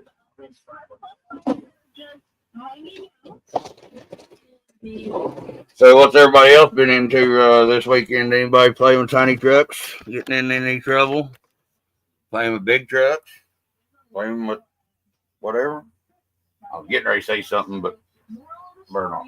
You plug your engine. You can pull up the spark plugs, crank it, shoot the fuel up, but you must make sure that. Oh yeah, guys. And in case y'all didn't know, and if you're on Facebook, West Virginia Rednecks R Us is now a monetized channel, and we have subscriptions to the channel, 99 cents a month. Bob's RC's back. Yeah, and it just right now it gives you a badge, and I'm going to figure out something else that you will get with the subscription. I'm not going to charge any more than 99 cents a month for right now. See how it goes, and if I will not. I like smoking. Daggone water taxi driver, neighbor. He was a barber in the Navy, and I always give him a hard time. Which I've known him and his wife and his daughter. I used to ride to school with me, and Papa was Marine, so we always Papa always had jokes for Navy guys, so I always picked on like, he said, "Put that cigarette out." I said, "No, I like smoking."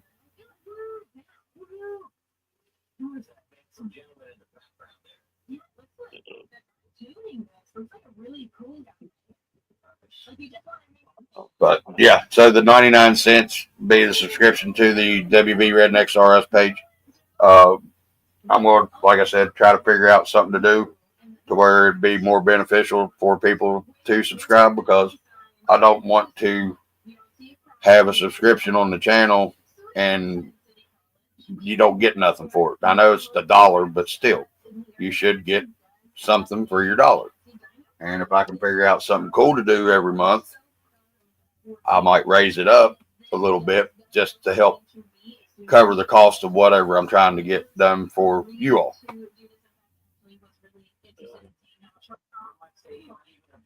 And I'm going to start putting my PayPal and Cash App up on the screens, because at the present time, work is a little bit light, and the bills keep coming in, and with work being light and the bills keep coming in means parts are getting scarce. Now, what I am going to do is, like I said, I'm going to put my PayPal up and my Cash App, but I'm also going to put a wish list up for donation of parts, in case people just wanted to donate the parts. Would be awesome for builds. Yeah. Like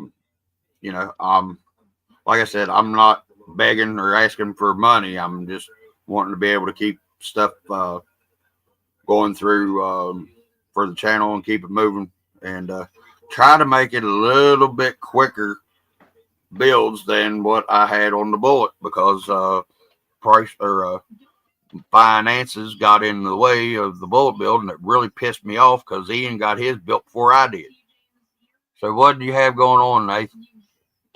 Yeah, I say third time's a charm, so I guess a third time printing at it. But all the supports broke loose. Oh, shit. It happens. It's part of printing.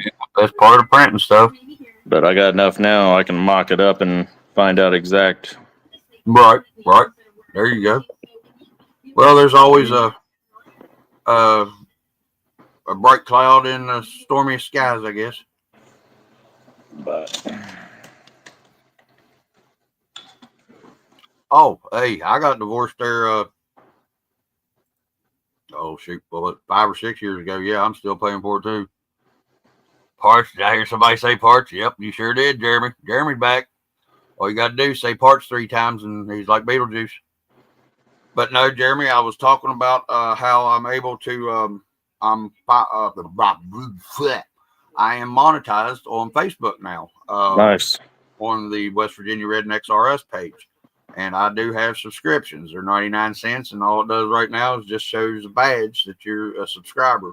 But I'm trying to figure out something to do for subscribers to where, you're going to pay $1 to be subscribed. I want you to at least get something for it. And if I can figure out something pretty cool to do, I will raise the price up a little bit, but not much, just to cover the cost of whatever it is that I'm doing. And that I'm going to be putting my Cash App and PayPal in the descriptions of all my videos and stuff from now on. And I'm going to have in the community section of the YouTube channel a parts wish list, stuff that I'm going to be needing to get for these builds that I've got coming up. If people just wanted to donate parts, that'd be fine. If you wanted to help with, $5 here or $2 there, $1 million, that would be fine too. Kidding. But work is, like I said, work's been a little bit tight, and bills keep coming in, and you know how it goes, guys. And I want to be able to keep this thing going and actually get some content out for you all, and do better content. And if you wouldn't mind, please share the YouTube channel and the Facebook page. I am 53 subscribers away from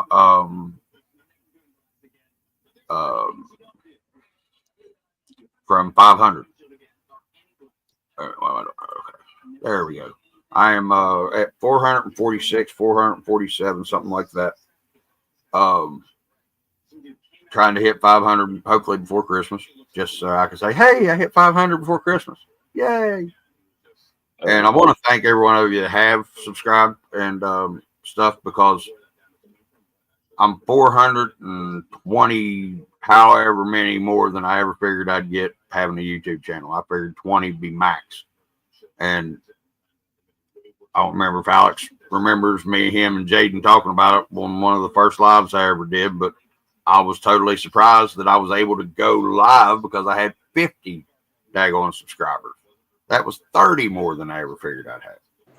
And I'm truly blessed by having all y'all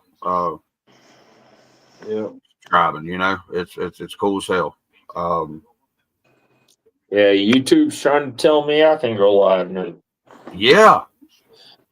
But see, I figured that there would at least be a stipulation that you had to at least have content on your channel before you could go live. I mean, you know. Apparently, all it takes is 50 people that want to support you because you're supporting them. You know, even though I don't put a single thing up on my YouTube, Right. I really probably need to, but I think I'm just going to annoy people and fucking shit like that. So, right. We've been trying to get you to put stuff on your channel, but I understand. Whenever you're in your build mode, I understand that filming it would be more of a hindrance to the feng shui of the build and you being able to do what you was wanting to do. You know, if you had to add camera work in and this, that, and the other, it would hinder the process some. You know, I understand that, but you still need to put some shit on your channel. I'm the biggest defender of that. Even anything, I just do it. I'm one of the biggest defenders there is on that. I just do it. You know what I mean? Yep. Don't even think twice. You just do it, and then next thing you know, you're going, "Damn, I wish I would have posted that on Facebook or whatever." You know, I mean, Alex isn't worried about being on screen or anything like that. It's just, to me, it's what it seemed like. It's just, it fucks with his damn feng shui whenever he's building, and that would be detrimental to the creative process.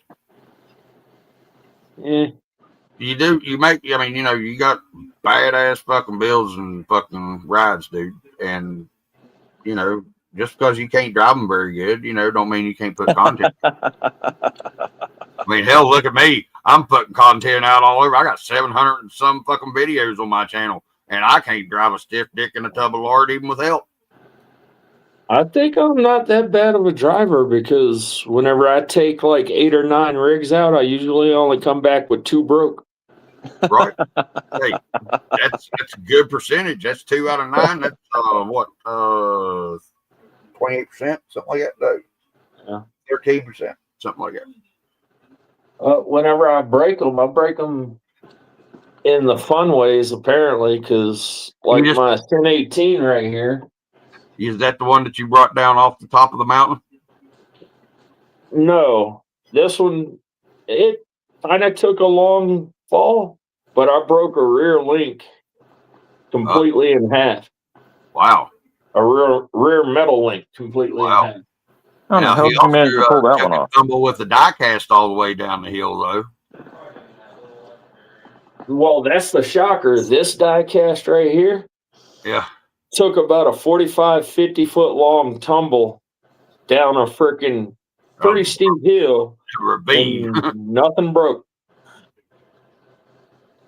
Yep. That's badass. What axles you got underneath that one? This is just the aluminum housing stock axles. Okay. I think what is it? Shit. Not What? Yeah Racing. Hot Who racing. makes the Hot Racing? There you go. Yeah, that's Hot Racing aluminum stock with axle housings. It does have the Mofo full girth axle shaft front and rear. That's probably what saved you. He said, "Heck, Yeah.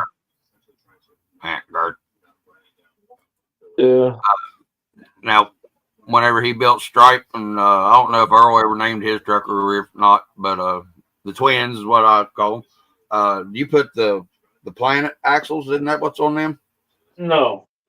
That's just your typical Diamond axles. freaking Endura branded TRX 4M, those diamond shapes. Yeah, the diamond. Okay.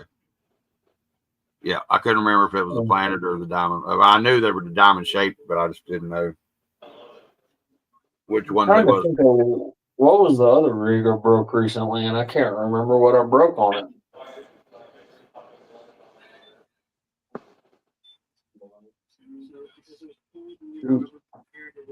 Almost, I can get a resin printer. It's a small resin printer for like $50, but I don't see anything that I could make that would be worth my while to go ahead and buy a $50 printer.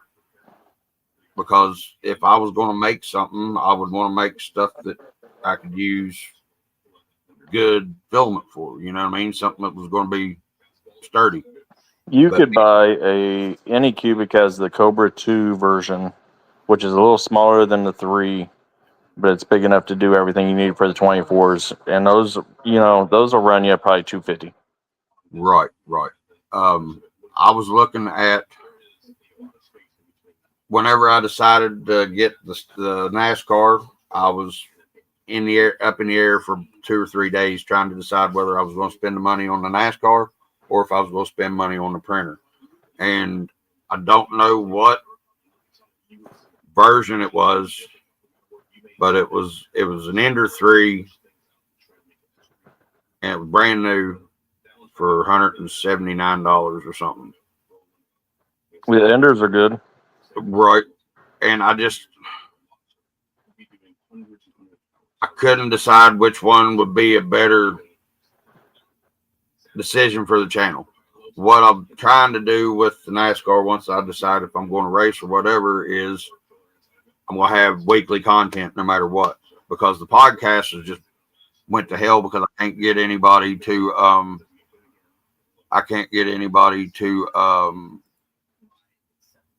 schedule on a weekly basis. I can't keep the schedule full on a weekly basis. So that's hurt a lot because I've had one podcast in the last month and a half. Now I am going to be having another podcast here within the next week or two. Will be RC Remedy, Mr. Nath from over there across the pond, in that place where everything wants to kill you. Jeremy said, if you can't remember what you broke, did it really break? That's a good point. That is a very good point.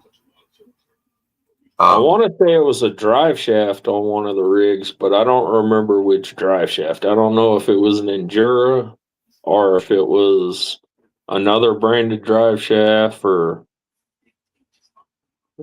but I want to say it was a drive shaft, and I want to say I sheared the pins on the U-joint. Well, before I broke that damn axle on Bullet the other day, I didn't shear the pin because it was one of those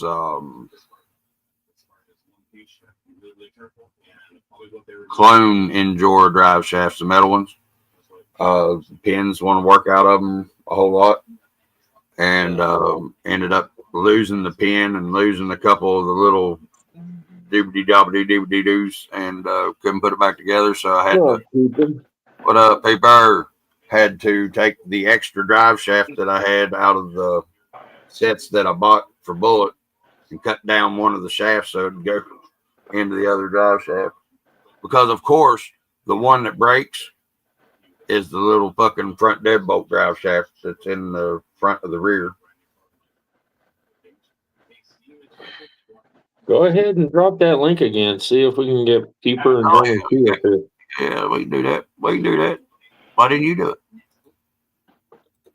Because you're the one with the link. Well, yeah, but you can. Oh, that's right. You can't get to the link on here, can you? You can do everything else in the damn on the page, but drop links and drop that link. Yeah. Well, if I was on the YouTube side of it instead of the StreamYard side, I'd be able to do more, but I don't have two devices in front of me. Right. Well, and then when you have two devices in front of you, if you have an Apple product, you sure as hell can't daggone mute the son of a bitch so that you don't have feedback from the computer side. I know that.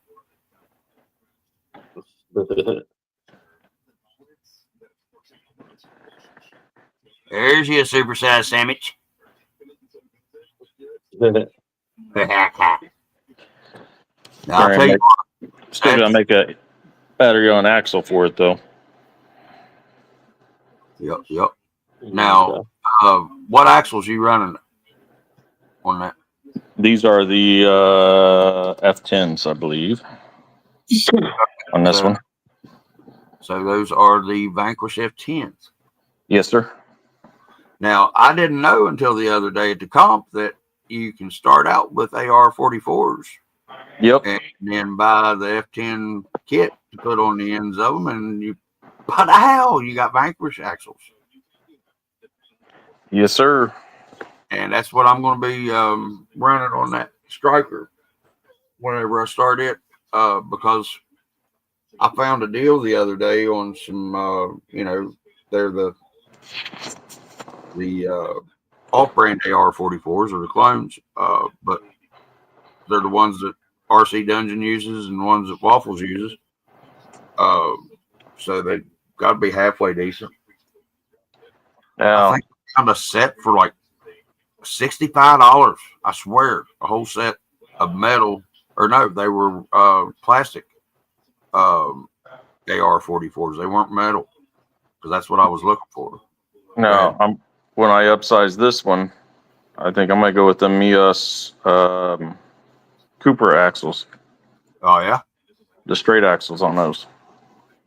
now those are okay. Okay, never mind. Because the 44s are straight axles, but the F10s are portaled, right? Yep. So the F10, okay. Well, then I don't want to do that because I want straight axles.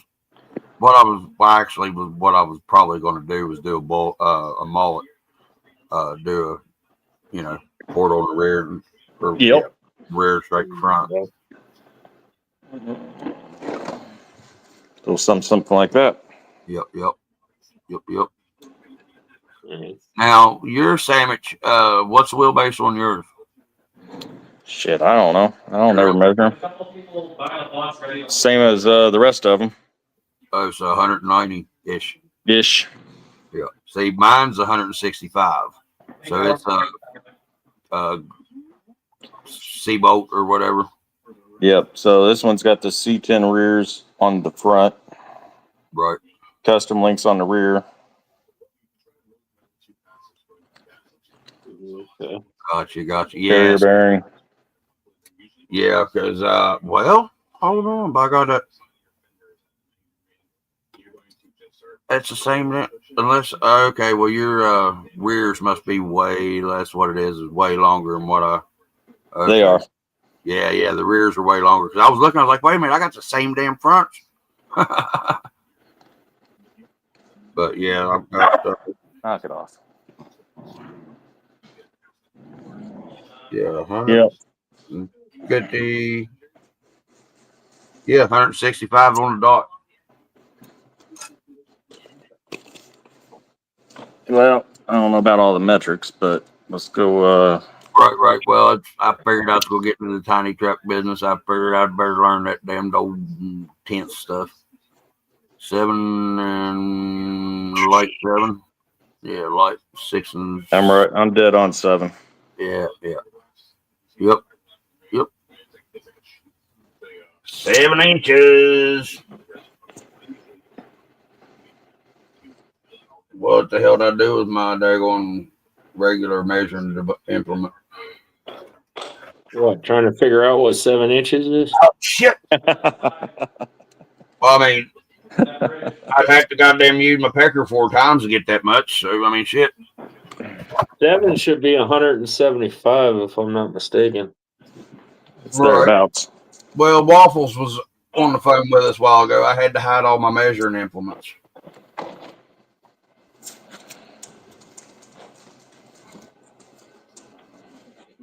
Well, let's say that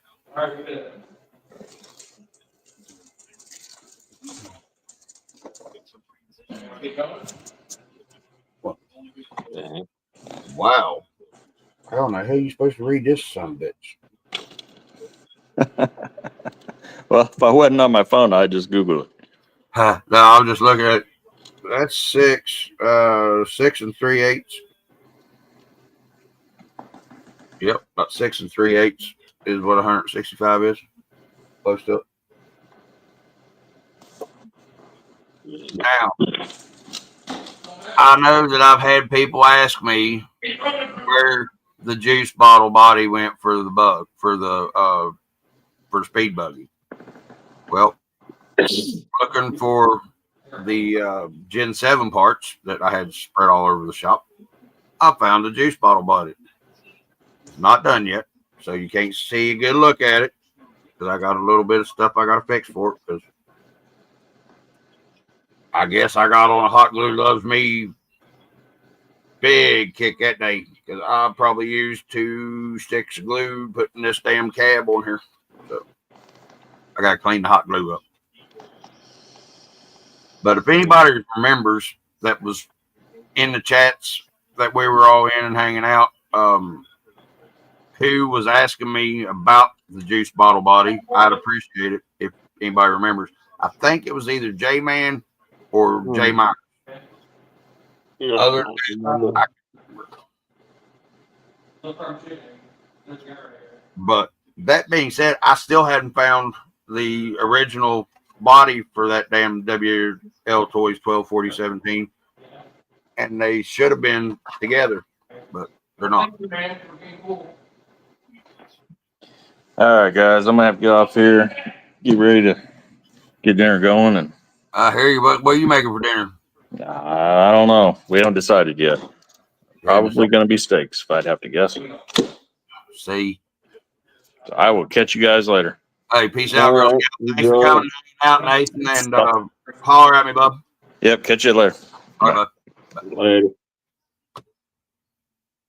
I'll tell you what, that boy's got some good squishy stuff going on between his ears. He's keeping it moving and coming up with new stuff and shit. I'm pretty impressed. Yeah. Because whenever me and him first started talking, it was in Microcrawler Club on Facebook or AX24s, all in mods and whatever. I can't remember one of those groups. And I told him how I did PMAX, with adding the pieces, original chassis on the back and stuff. He said, man, he said, I've just got a daggone 3D printer and I'm going to start printing this stuff. And he said, if you want, he said, and want to help me, do the legwork on this, he said, I'll send you one. Well, dude, I'm not a very big channel or nothing. I said, but I'll do what I can. I said, hell, I'll sell ice to Eskimo if I got to. And I said, I can't. So I said, I'll try. And it ended up, it's become a good relationship. He's treated me real good, and I've tried to do everything I can to help him sell cars. Got Ian from RCOCM a bullet and a shooter. John from Family Crawlers is getting a big shooter. A super a few others have bought chassis. So, and I think that's what's really going to help bullets whenever I get it on that American Road Tour and start getting it out and about and letting some of these bigger YouTube guys check it out. And Chaz was actually CK4RC was excited whenever I asked him about it. He was like, "Yeah, dude." He said, "I saw RCOCMs and I've been watching your videos." He said, I wouldn't mind to do a review on that thing whatsoever." I said, "Sweet." I said, I've already asked Sam. I said, "So if y'all wouldn't mind, get together and talk about it and let me know what you think together." I said, "Because I'd like to see if we could do it on remotely controlled." You know, Yeah. I'm pushing a little bit, but still, if you don't ask, it's always no, you know? So, yeah. Since he had his mind running on his 24 scale diecast, I'd like to see what he does with that thing. hey, the boy's got good brains and good hands, and he'd probably do something pretty cool too. You know what I mean? I mean, you can see what he does with squirting plastic, so should be able to hang with playing with metal and stuff. You know? Yeah. But I wish it wouldn't have rained today. I'm glad it quit raining here finally. It's actually sun shining outside and shit.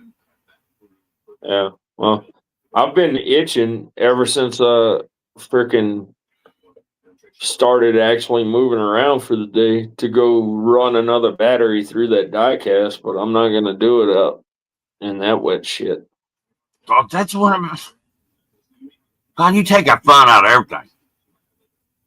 A 2-wheel drive, fast, a rear-wheel drive, fast RC car, and you're not wanting to take it out on wet fucking pavement. But son, it ain't.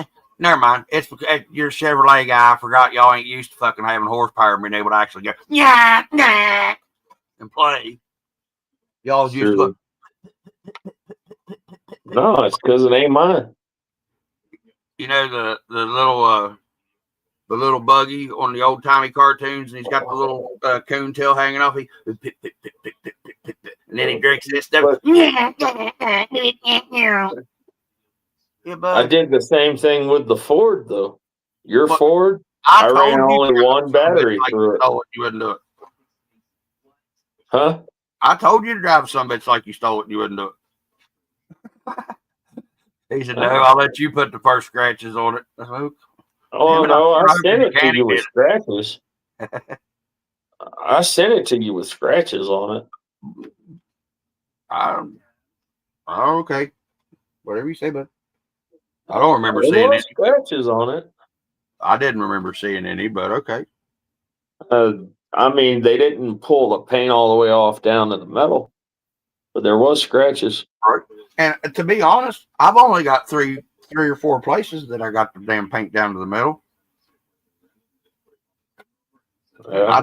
I drive the fucking wheels off of it. Oh, I know. The first night you had it on camera, it ended up on its lid. You have that. Oh, Max Paul, what's going on, brother man? What's going on, Max? There's a link, sir, if you want to jump on. You're more than welcome.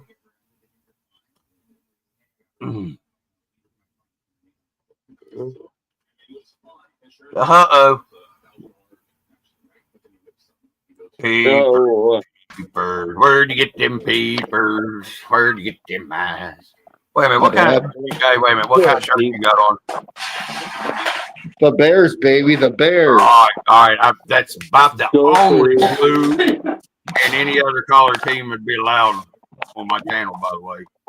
I mean, we just won against you guys, so I guess it's allowed. You know, it is what it is.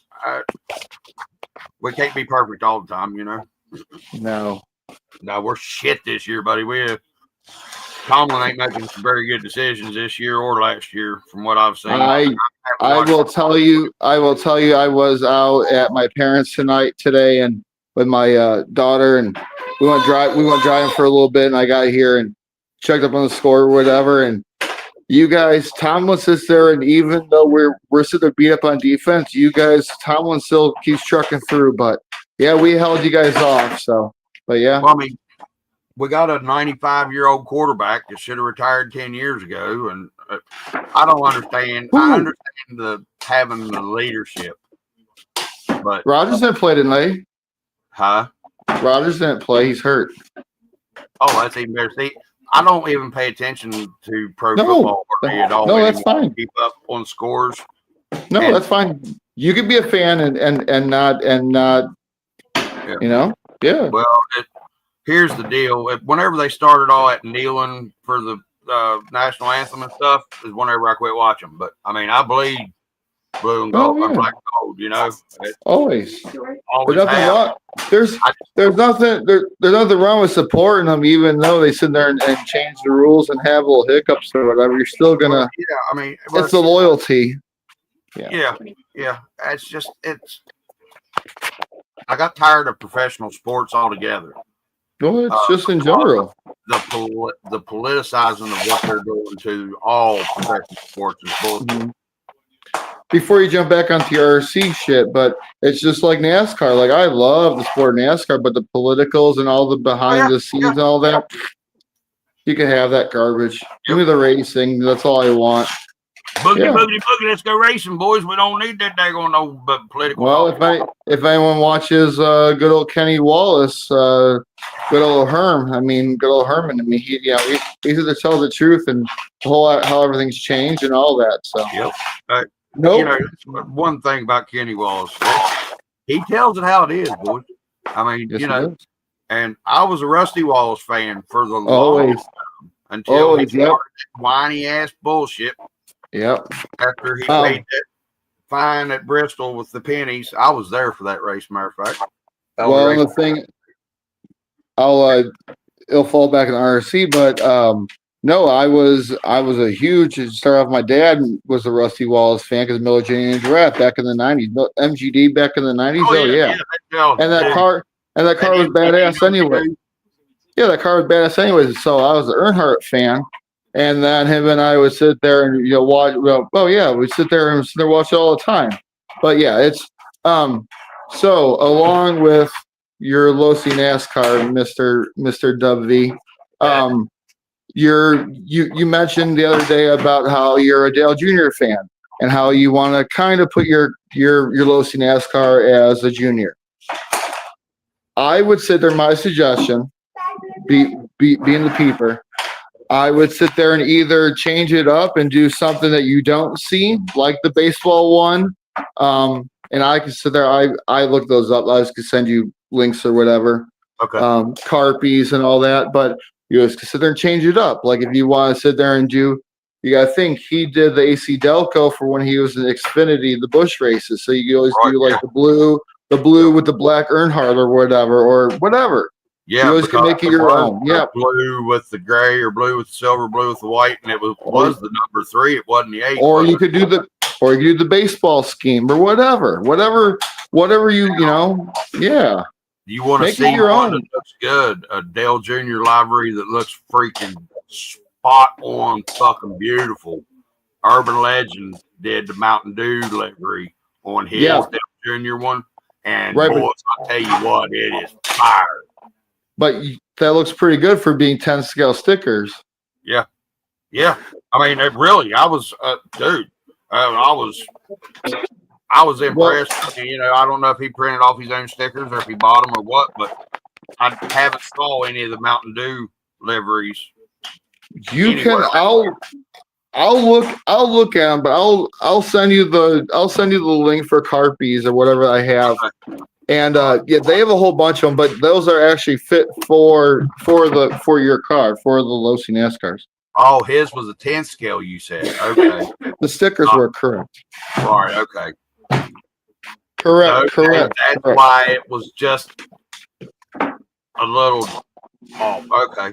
It looked good. Don't get me wrong. I loved it, but there was just something that it was. He had to play with it, and he said that he's like scale. Yeah. The scale. Yep. And that's the thing. Like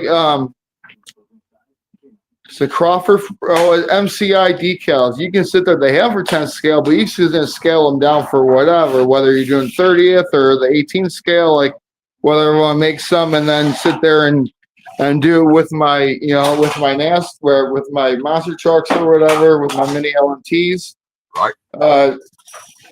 Sorry, a little poke in here, a little pat on the back for myself. But Alex called me last weekend, and I was monster truck racing.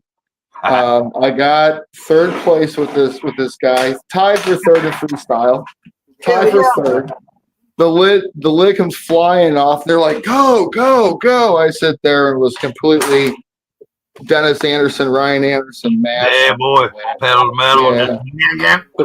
First time racing, it was an absolute blast. Oh, And I was actually with Monster Truck RC Royalty because a bunch of the boys from like Trigger King, Josh Rhodes, Chris Hackinson, Andy Solinero, Cheech Agash. Yeah, we were all with all that.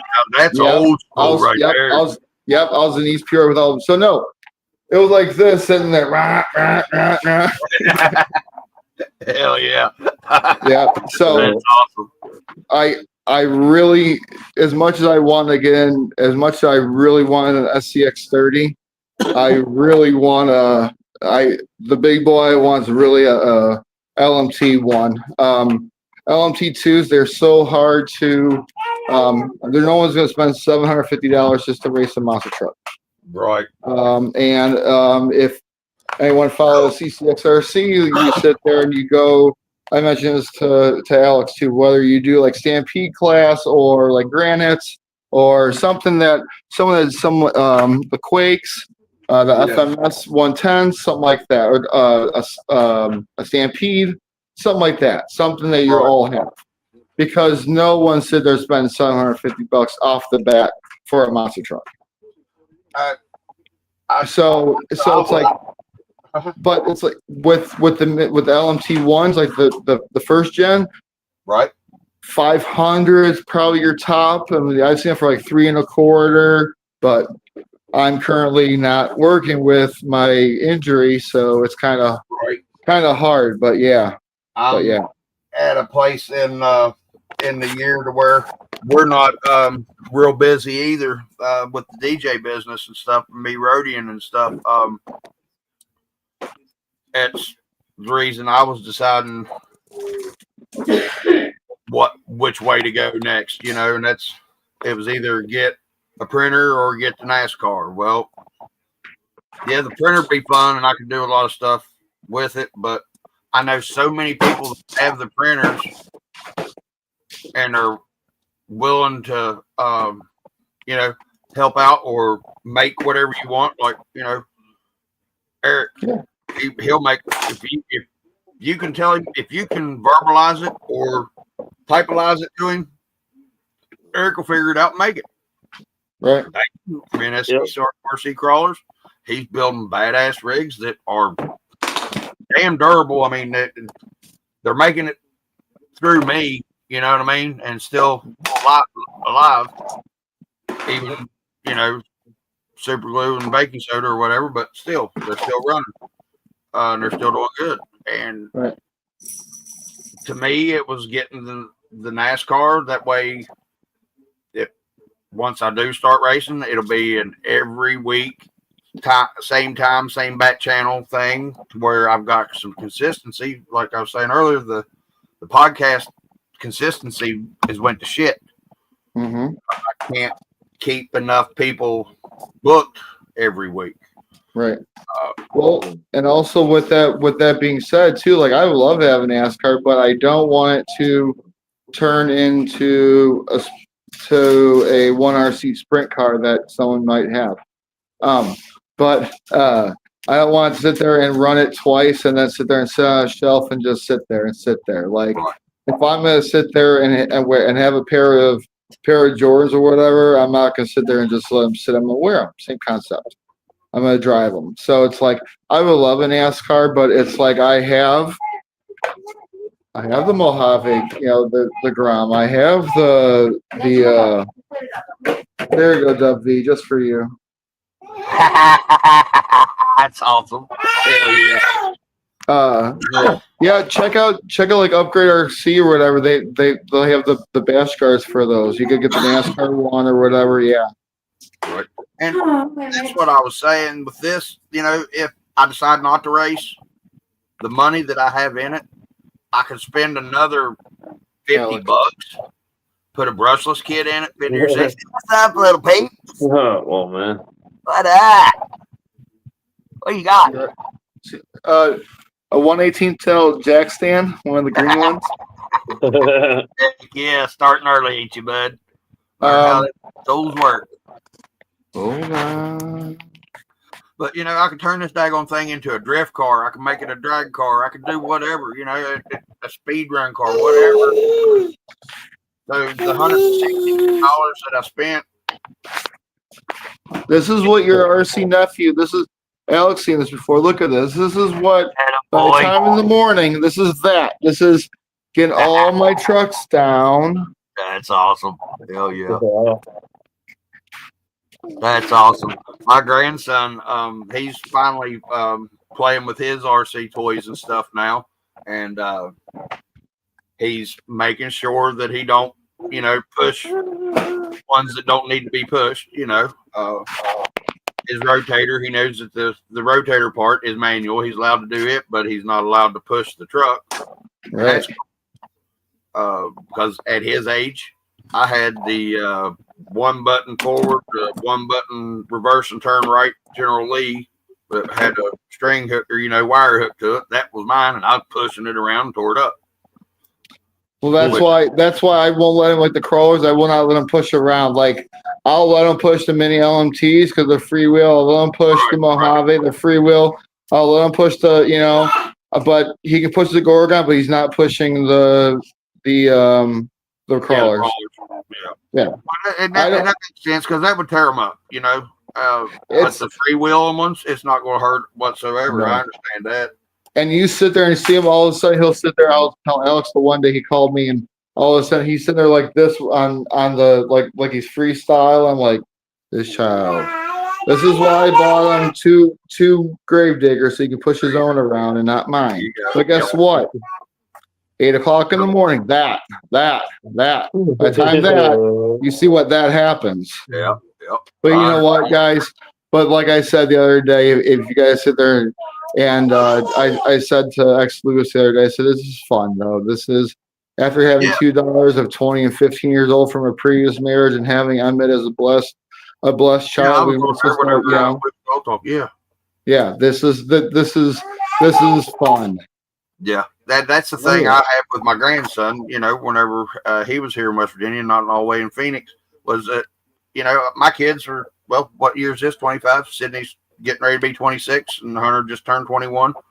And now I've got Fred that will be one in just over a month or just under a month. Yep. Alec will be 4 in January 13th, and then his little brother 12. Whoop, whoop. You know. Yeah. Good Awesome. Good year to be born. Good month to be born.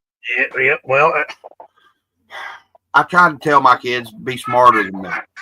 I had Hunter was born on the 18th November. Sydney's born on the 24th January. Mom's birthday is 3 days after Christmas, and you got Christmas. All right. There you goes all that stuff. Now, Fred, Shithead, and LJ are all born within 23 days of each other from December 20th to January 13th. Man, I missed the holler. Spread them out through the year, guys, so that you don't have all that money going out all at one time. You know, I said, right. Don't be like that.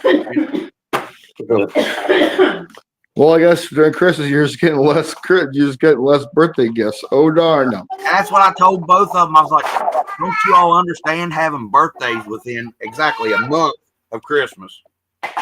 So you say a month before Christmas, one's a month after Christmas. I said, don't you all understand that maybe you'd like to have Christmas and then say in June have your birthday? Right. You know, spread out your presents, you get more presents. Right. Well, my mom's December 15th and I'm January 12th. So Yeah. She's 10 yeah. days before Christmas, and I'm 2.5 weeks after Christmas. Yeah. See, Mom was 3 days after, and then Sydney was exactly a month. And then she had her 2 kids within the first 2 weeks of January. And Hunter had his daughter 2 days after his birthday. Sorry. Oh, yeah. I need that one. Hell yeah. I'm going to start making up some more signs because whenever I was doing my leather work and stuff, I used to do some hillbilly-esque, country-esque type signs.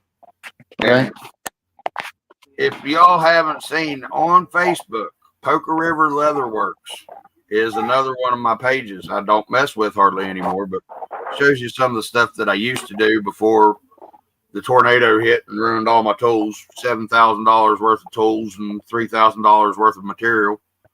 Is that when you're making the leather chastity belts?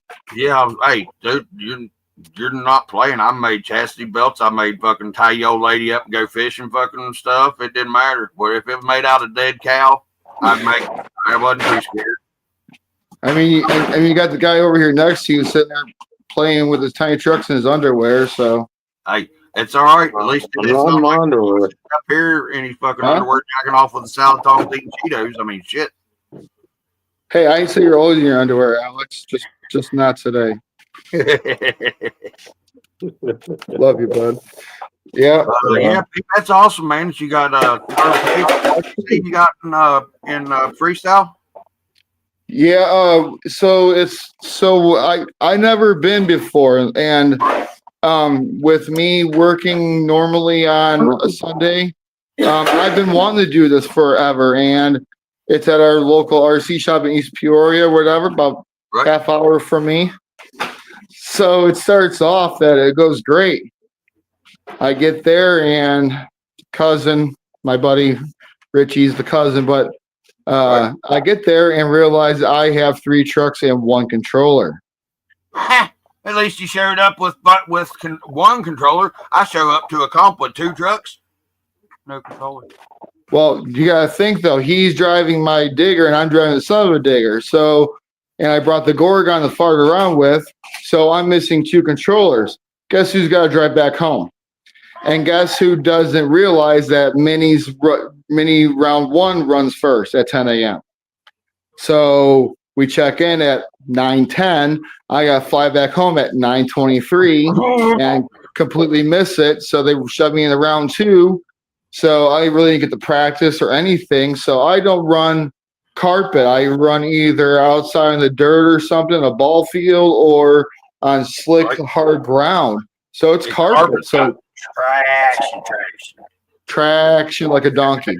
So they shoved me in the second round, whatever. I watch all the boys go retros and do all that. We have lunch, and then we start off at mini LMT round 2. And then they go freestyle. Then they go into finals.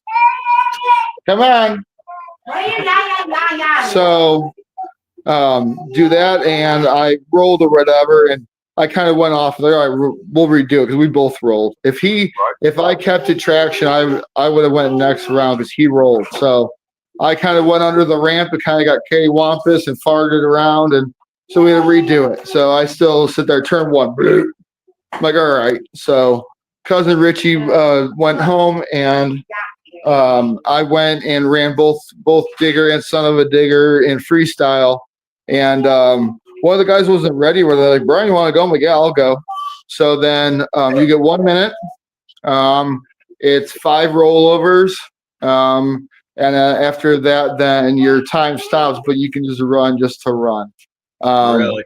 Yeah. I mean, so yeah, if you don't, if you roll over 5 times, then you're done. But yeah, so then you had 3 guys. So for instance, let's say you 2 weren't doing freestyle or running minis, then you guys could be judges, and whoever else could be a judge, and then you guys could sit there and judge whatever. But yeah, there was I tied for 3rd, 3-way tie for 3rd. So, but yeah, they're supposed to have it next month. They're having some issues they wouldn't really say with the building, so they don't know if they'll be in that building exactly next month. But they do have Off-road practice was today, but they're not really sanctioning any races, I guess, is what he's saying. I don't know. I think they're playing by ear. Right. So, yeah, so they're trying to get into another building. It might be smaller, but he just want to give us a heads up. So, good. These guys are traveling far to use races. I think one of these guys was far, like out your way, sort of, but it was far. Cheech and all them, yeah, they're a bunch of these guys were up Chicago area. Oh, yeah, suburb Schaumburg. Like I'm from that area. I'm from Elk Grove Village. So the one guy, Colin Nyquist, he was he works at the Schaumburg Hobby Town. So yeah, so it's like it hits home. But yeah, there was it was a blast. I'll definitely go back, and anyone sit there in the Peoria area wants to run monster trucks, where it's minis or LMTs or retros or whatever, 17 turn 2 motor. Yeah, come on down. Yeah. Nice. But yeah, it was a blast. A lot of people sit there and you sit there and you run, like I said, run amongst the people like Josh Rhodes and of those guys or whatever. But yeah, it's pretty cool. Awesome. Yeah, I mean it's pretty, it's Monster Jam royalty pretty much. It's just like running with the big boys. Well, I mean, you're right there in the central United States where Monster Jam started, I mean, Chicago, Wisconsin, North Dakota, Well, yeah, I think original monster truck came out of St. Louis, so. Yep, that's why I was meant, in the Midwest, St. Louis, Kansas City, all that area. Now a little guy named Bigfoot started it all. So yeah, it was just an old Ford truck with some ag tires on it. That's all it was, man. Oh, you want to do that again? Let's see that thing again there real quick. It's a smasher. I had Here, I'll put it back on. I had a. Well, here I'll tell you That's the FMS, right? Smasher, yep. So this is the other one. I got this for our anniversary. Paul, I got this for me 1 year. I like that. Hey, I love this one. Crawlers on the side of it too. Shout out, John. Yep.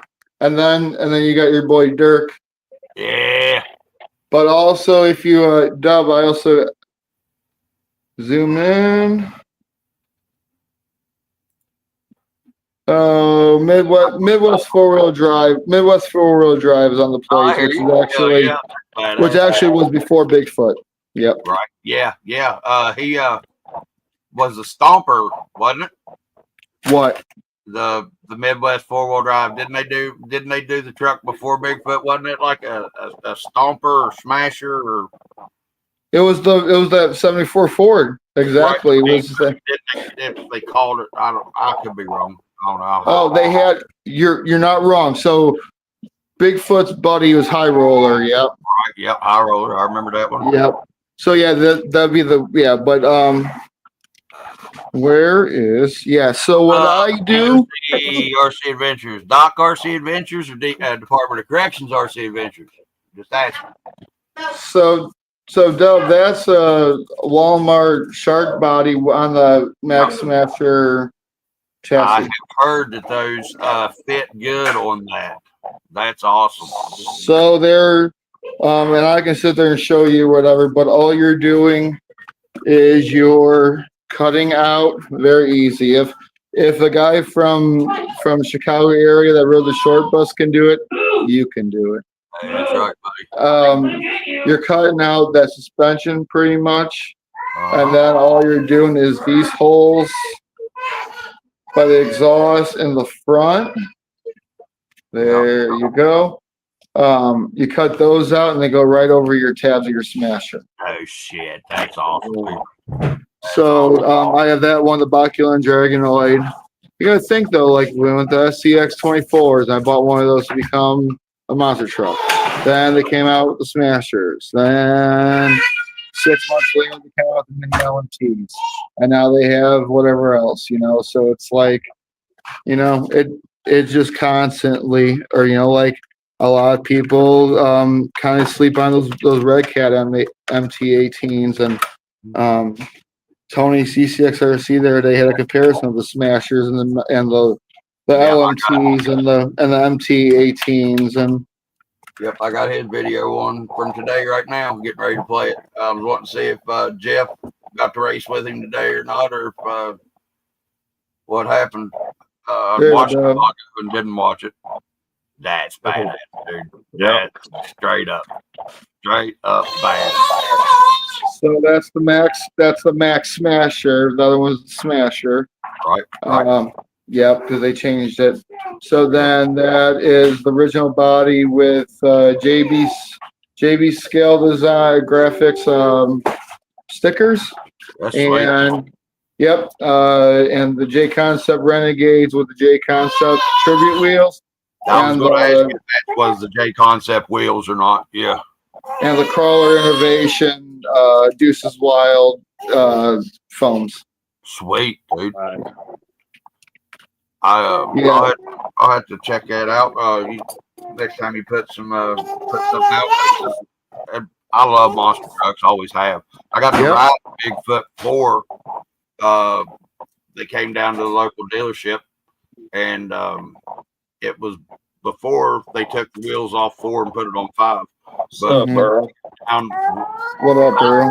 4 I-77 in Charleston down the middle of the interstate with them huge combine tires, 4-wheel steer and crab walking all the way down the middle of the interstate, dude. Had cars stopped everywhere. Hey, look who's here. Where the hell you been, you dumb bitch? We've been trying to get a hold of you. That's what Emma was carrying earlier. Mm-hmm. You tell him, say, get back, damn it, Dad. You ain't supposed to take my stuff. It's not yours. No, he's yelling at trucks. I don't know. But yeah, man, it's sweet being able to ride in that truck. Now, we had such a big in these NASCARs. We've got 43 people that have signed up to race these NASCARs and have raced for the past 2 weeks. That we ended up having to take and open up a Thursday night race series 2 for the NASCARs. Damn. Yeah. And I'm pretty much set on racing, but you know, like you was saying, where you're off because of your surgery and stuff, and I'm slow at work right now. The transponder money, whenever I get the transponder, I'll start racing. You know, it's just $40, but still $40. It's a lot of stuff. You know? Well, I mean, that's that can be, If you're going to race, you're going to have to pay for it. I understand that. Yeah. But you know, I'm going to wait till after Christmas time because you know I do some grand youngins. Yeah, it's good. According to how they are, do they use transponders like our racing didn't? So yeah, they use them, and it's a heck of a system. I don't remember which one it is, but it's a very good system. I think it can track up to 100 different cars at a time, even though there's no way in hell we'd ever have 100 cars. You know, yeah. I saw pictures that Jamie put up yesterday of the kids. I knew that she was with the grandbaby. And whenever you sent me that reel yesterday, Earl, I was down at the comp, and as soon as I went to open the reel, my phone died. I had to wait till I got home to correct it. But they're racing down there pretty hard, and they're running those 1RC dirt modified, street modified, late model, low C sprints, and they're running another 1RC class. But as much as I want a low CR sprint car, I know where it's going to end up. The low C sprint car, it's about a second and a half slower lap time, and it's way more expensive to buy. So yeah, you know, Well, it's kind of like pick and choose of what you're going to have and what you're going to use and what you're going to race and what you're going to, Well, and that's the thing with us. It's all box stock. The only thing that we're allowed to upgrade, and he just put it out today, is we're allowed to go with metal axles now because my buddy Posto broke an axle last night in a heat race. He had the third fastest lap of the whole night before he broke his axle, and still kept the third fastest lap throughout the end of the night with not even running. Yeah. And I guess a bunch of other guys broke some axles and stuff last night. I didn't go because I was comping. And that was what I was glad about them doing the Thursday night race league was because I wouldn't have to miss my comps. I'd still be able to race on Thursday night and be able to comp on Saturday. Right. Yeah. Well, and that's the thing though. So yeah, with us, with the mini monster trucks, with the mini LMTs, you can, your motor has to be stock. You can do PRP chassis or whatever chassis you want. That's fine. You can do, there was one guy running around. He had his low slung. He had his low slung and he had a 3D printed, links, and he snapped them during freestyle and was done. Otherwise, I would have been out of third place. He would have taken at least second or first. We've got to keep everything stock. We cannot move anything. We can't move weight around. We have to use stock servo, stock ESC, transmitter. Yeah. We have to use the stupid Smart Spectrum battery. So if you didn't have a damn Smart Spectrum battery and you don't want to use the potential fire hazard that plugs into the wall, you had to go out and buy a damn Spectrum Smart charger. Well, there's where my transponder money went, or was going to go, and then it just happened I didn't have any work yesterday, so neither one of them got to go anywhere. I'm running my battery and charging it. Had been charging that battery since we got on the live 2 hours and 36 minutes ago. So say 2 hours and 15 minutes it took to charge this battery from 7.4 volts to whatever it is now, and I can't even check it. Oh yeah, I can. To see, what it's full. And that's what another thing I don't like. It don't have a balance charger. I can't plug the son of a bitch into my damn battery checker. The Spectrum ones? Yeah. Yeah, I know. You have to buy a separate charger, or a checker, which is like $70, like buying a battery. And I already have to buy a battery for the Granite, so it's like I'm not, But like I said, my birthday and Christmas are coming up, so maybe I'll sit there and whatever. Well, see, I just go to Harbor Freight and I buy a $5 multimeter and just pray that I don't cross the streams. Well, and I don't see why you couldn't do that. It's just that balance plug. If you have that on those, is the deal. If you don't have those, leave the baby alone. Darn dog's trying to get the baby's cookie. Yeah, it took just over 2 hours or so to go from 7.4 to 8.3. Yeah. But that's the part about it that I don't like. If you're running the same size battery, same ratings, 2S, 30C, and it's this specific size, why does it have a specific damn brand? Right. Because well, that's pretty much as long as you sit there and keep it stockish. Like, who cares? Like, if you sit there and keep it on the same tires and the same motor, like, I wouldn't care. Like, go for it. It's in the same body. Be the same in stock. Right. You have to buy the low C tires. You can buy the soft or the medium compound, but it has to be low C tires. I don't know. It sounds like the same guy that Alex deals with the 1RC is the same owner of this place too. Yeah, I mean, now those drones, they're great motors. They're great motors. I mean, this little son of a gun skid-did-little-leos. Oh, that's one thing you haven't heard yet, Peeper. What's up? I brought that die cast to the hobby shop because I was bringing it just in case anything had to be done ESC wise for 2S battery or the 10,000 kV motor. Okay. God. He looks at it, and he looks at it a lot the whole time I'm there. He tells me interesting, but another guy that was looking at it, them two were talking, and my wife was overhearing them talking, and that hobby shop owner was talking to him about how badass that thing looked and everything. Hey, There- it is no- badass. And you know Everybody what? yesterday was gathered around watching that video. And you know what, Alex? That there you go. That's like I said. You sit there and you keep trucking, and that's all that matters. So, as much as you can sit there and go, if that thing's a piece of garbage, he's sitting there creaming his shorts. Dude, he sent me that fucking video yesterday, and I was like, Yes, I forgot to send it to you, and as a matter of fact, I'm gonna back out and send it to your phone for you to look at whenever you get a chance. All right. Let's see if you can drink wait a minute. I might be able to play it, Alex. Hold on.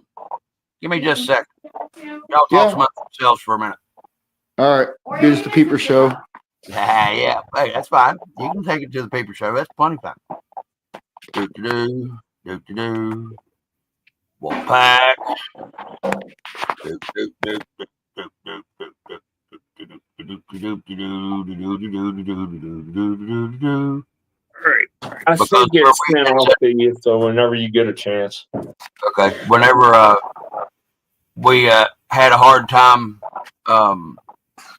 seeing it last night on the live, I sent it to the wolf pack, and okay.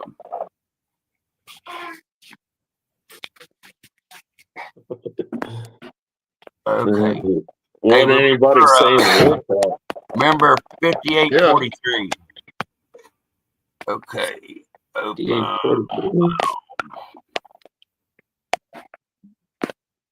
Now, if I can do this, y'all, I'm gonna be happy. You're not happy. You're WV. Maybe not. Okay, yep, this word is time. Stop, pause, stop. I'm Little Bo Peep. Little Bo Peep lost his sheep. And I've been sitting here just doing ridiculousness. Ridiculous. Nice. Now, Painting the bug body from EX Lewis black and purple. Little Purple Rain. Purple rain. Purple Rain. Yeah, Yeah, I seen that last night. That Skev got purple paint and became out blue. What the heck's that crap? Somebody probably switched caps on it. Probably. That's what I was thinking. Now wait a minute. I got to be able to.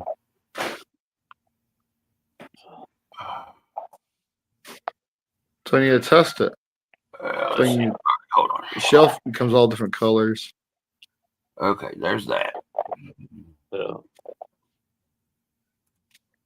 All right. Now. Yeah, dude, that 10,000 kV motor I put in the die cast is overkill. I was thinking the weight was going to tame it down a hell of a lot. No. Is it nuts? All right. In a 35-foot span area of the smoothest concrete I could find, I was only able to hold the trigger for about 2 seconds at most before having to let off to make a turn. Monster All right. truck. What are you all seeing on my screen? You? We're seeing us. Yeah, hold on. Hey. Wrong one. Select the tab to share. Oh, wait a minute. I want to. Bob said that's what I said. Someone's kid switching caps or something. That's probably what it was. Probably. I know a lot of places I go now. The stores actually, clear tape the cap on. Well, I used to work in automotive parts, and all ours would sit there and say what it is. So you're like, okay, match the cap with the bottle. You, me, this Can guy. you see it now? What do I see? Nothing. It says it's streaming or sharing it. It ain't sharing it to the screen. My name isn't Sharon. There you go. Here it's gonna go. There you go. We got something. Yeah. Yeah. Got Smurf screen. Blue. The Smurf screen. Yeah. That's Blue. all we got is the blue screen. I know. Hold on. Blue. Ba-da-dee-da-da. Oh, no, wait a minute. But I've learned a long time ago not to trust the caps on paint cans. Yep. And if you're actually slick enough, read the barcode. The barcode has the paint color written right underneath it on every paint can. And if you use Rust-Oleum paint, it's got a clear fucking cap on it. Don't assume that's fucking clear coat. Nope. Ask me how I know. Right. It could be a glitter on it. You don't know. No, it was. I'll show you here in a minute. All right, it says I'm sharing it, and you can hear it All running. we see is a blue screen. I know, and that's all you can see is a blue screen. So what the pretty crack? I don't know. I don't either. I don't Never mess know. with that side of StreamYard. Oh well. Well, it's still running. I don't have enough subscriptions to do anything for StreamYard. So I turned it hey, off. please fill me up subscriptions with Peep Show RC on YouTube. Oh yeah. I don't got much, but fill me in, guys. And for everybody that wasn't here for earlier, I am monetized on Facebook. You're blonde and what? I'm monetized on Facebook. Oh, gotcha. Just 99 subscriptions, 99-cent subscriptions, and it gives you a little badge. I'm gonna figure out something for it. But you send stars. That helps.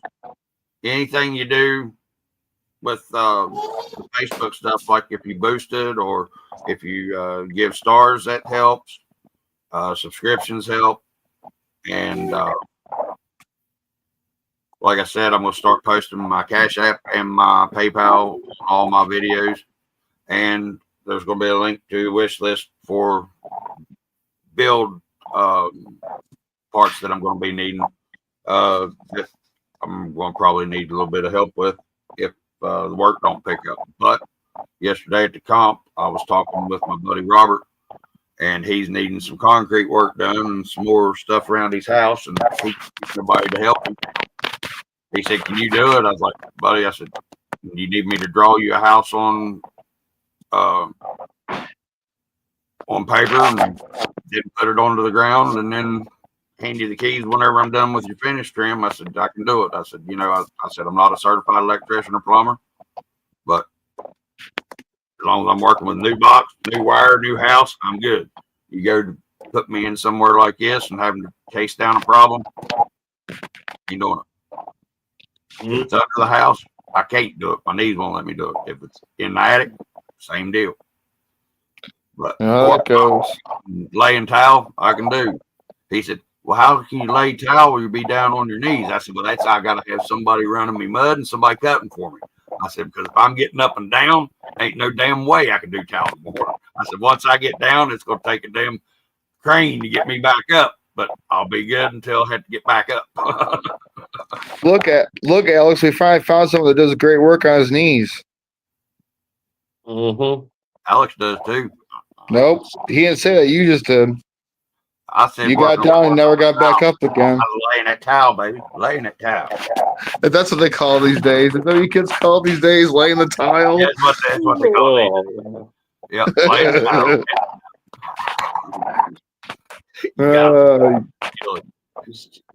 God dog Polakov commented on that post of mine in the pit because I didn't realize who it was for a minute. So I clicked. I was like, "Wait a minute, that name said." Clicked on. I was like, "I said paper, okay." And that's where I don't know. I said something smart on it as usual. But I had a rough go at it yesterday at the comp. I don't understand why either, but I don't know. What do you know? How many hours I got? How many we've been up here on? Probably going to Go show on about 250. 7 minutes or so, guys. That'd be 3 hours live. Because Yeah. Well, in less than an hour, Waffles comes on at starting. Waffles comes on at 6, right? My time. Yeah. 6 your time, 4 my time, 3 his. 5 mine. Yeah, that'll give me time to take the dog out, grab me a bite to eat. Because everybody was cooking and didn't fax me no damn steaks. Can't believe them sons of bitches. They sit there and talk about making omelets and steaks and this, that, and the other, and won't even fax me nothing. Won't even fax me a beer. I'll tell you some moose cock sandwiches. Nah, don't like no moose cock. Horse cock? Nope. The only cock going in my mouth is mine, and that ain't never happened because I keep falling off the couch every time I try, and I hurt my shoulder and I fuck it. I'm glad you play along. I love it. Hey, buddy. I mean, it is what it is. Yep. Kind of say, fuck you. I know they have tried with fuck the couch. Something wrong, And believe me, I Yeah. grew up as a fat kid, so I'm used to using comedy as a deterrent from the bullies. You have to. If you can't laugh, you got to punch them in the face, and that's frowned upon. In these days and times, you're exactly right. It's highly frowned upon. Just in general, it always is. I've never. I love you, tiny ass bastard. Give me a call in a little bit. Before Later, you get Earl. back, take dogs out. Earl, Have a good one, Earl. play with them grandkids. All right, guys. I'm gonna get off here. I'm gonna go watch this boy. I'll talk to you. Hey, get him driving. Hey, thanks for stopping in, people. I appreciate it. Always enjoy All it. right, Alex. I'll talk to you. All right. Enjoy it. All right. Later, guys. Take care. Brush your hair. Later.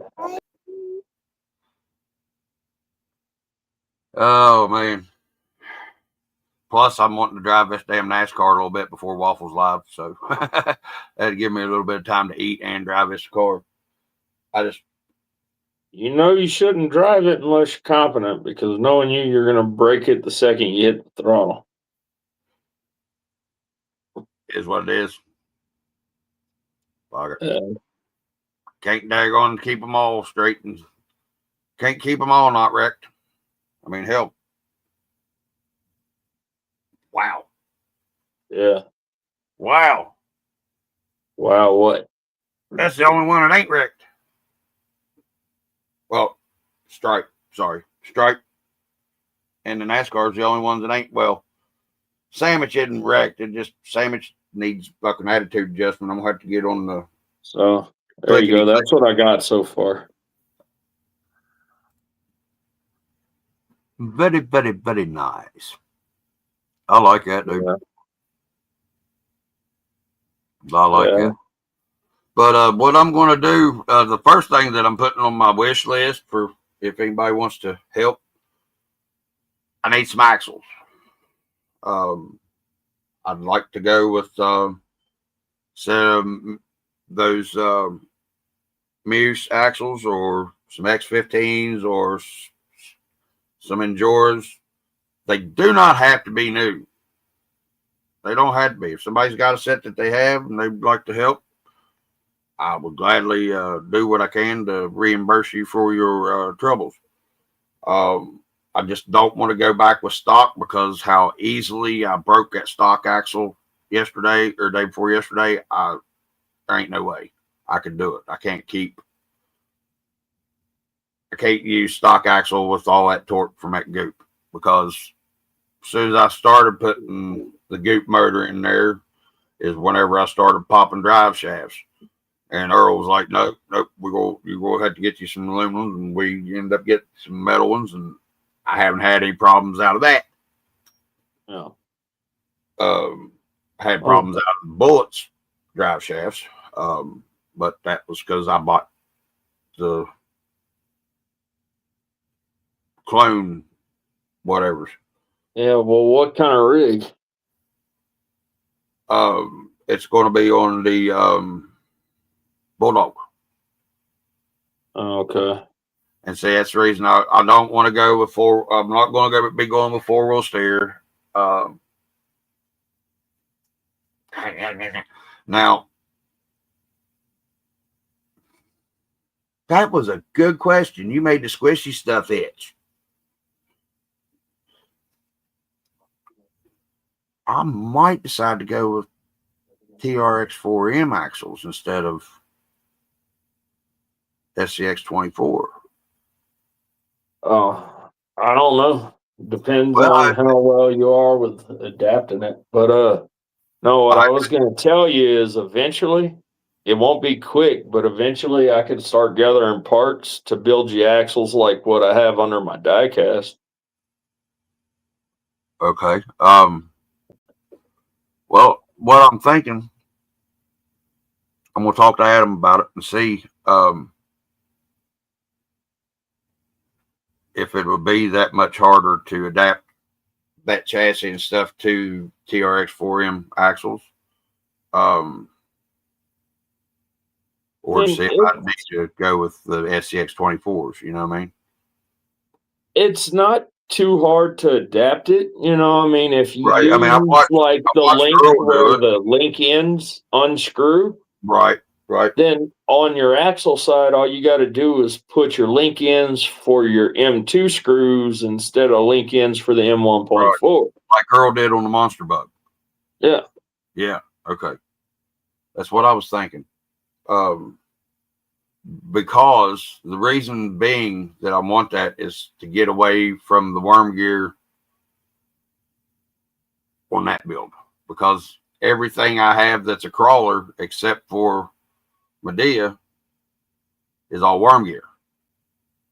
But, you know. Now, I mean, Stripe's got the TRX4M axles in it, but he's not the crawler that I'll be building with the Bulldogs. What I'm trying to say, words out. Yeah. Well, I mean, it depends on what kind of crawling you want to do. If you're going to be crawling where you're not climbing like real hills, and you can have the rig kind of the tires or part of the rig hold itself, TRX4M axles aren't bad, you know, because they are free rolling.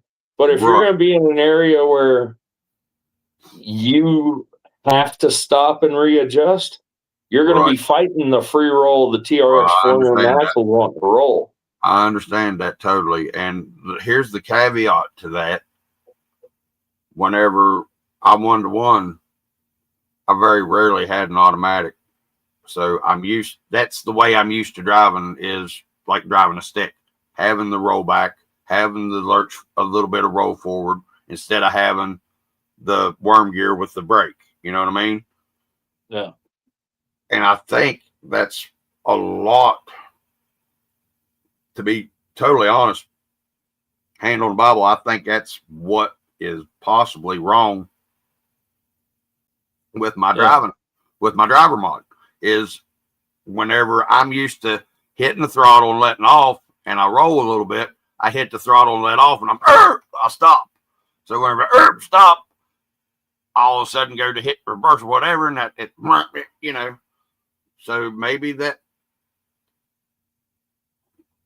you made the squishy stuff itch again twice. I don't know, but yeah, I mean, I know you can keep TRX4M axles from rolling with the brake in the ESC and shit, but I don't think you've ever really messed with that too much. So that would be a pretty freaking aggravating learning curve for you on that one. Actually, I'm getting pretty good with the programming and stuff. I'm glad Earl showed me what I was doing and told me, he was like, dude, he said, I can do it, you can do it. Like Peeper said a while ago.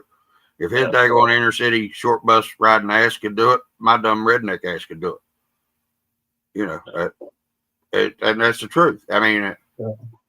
and that's the reason I said sandwich was acting up the way it was. Cause it had to be those wires giving me too much interference because I had the program set on it perfect. I wasn't getting no cogging, wasn't getting nothing. Could get a good slow crawl. So And actually, that's something I got to change on 2 of my rigs. what's that? The brake on both of my Sin 18, my original, and my Scout, because I was having a problem with it constantly rolling back too much, too hard. Right. But I figured out that that was the pinion, the plastic pinion gear spinning on the shaft. And I finally got that fixed. So now I have metal gears, and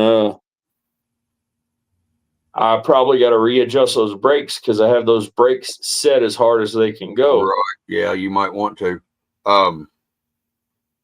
And if you are programming your ESCs, go to Holmes Hobby, hit his link, and he's got it to where you don't have to have the driver, you don't have to have the firmware, you don't have to have jack shit, but your little dongle that you plug into your computer and plug into your ESC, and you can run it all from that fucking website.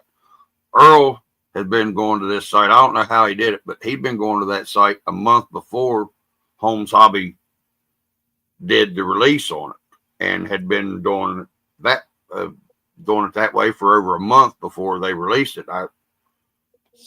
It's awesome that he was able to get on there and learn how to do it and then tell us about it. And then all of a sudden I'm sitting there watching Holmes Hobby video one day and pow, here's how you do it. I was like, hey, wait a minute, I've been here before.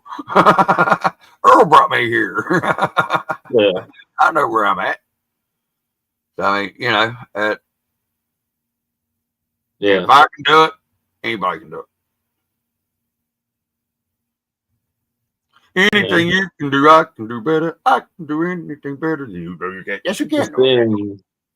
That's something I've always said. I mean, fuck, I've only done the 3 18 scale die casts, and if I can figure it the fuck out, everybody else, even everybody that watches all this, all our community, they can all do it probably better than I can. You inspired the hell out of me whenever you turned an die cast model into an RC. Everybody can take and gut out the inside of a fucking die cast model and put it on a fucking RC chassis.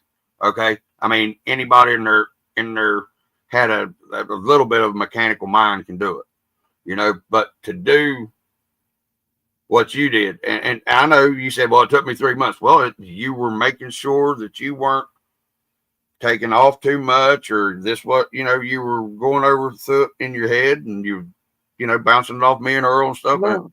The vision that you had. The two slowest processes on that was money every 2 weeks because I limited myself on what I bought. Right. And that was smart. The hardest process was I was always in the mentality of I'm giving this to Nathan. And that was a good mentality to have too, because I mean, we all seen how I drive. Yeah.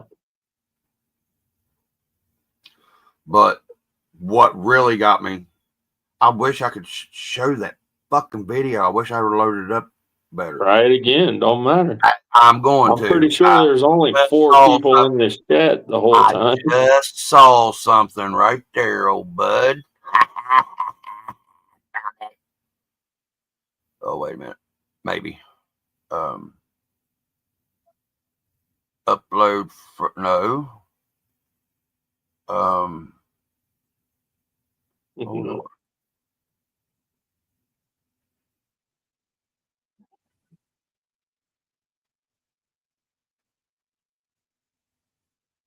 Huh.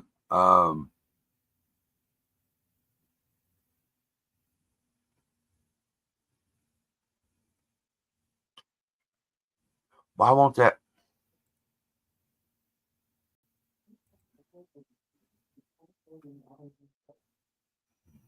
Mm-hmm. All right, let's see.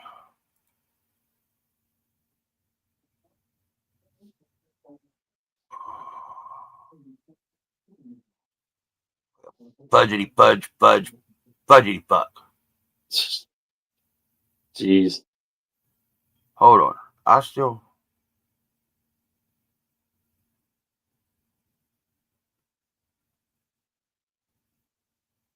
All right. Well, I'll learn it by next. I'll learn it by the next time.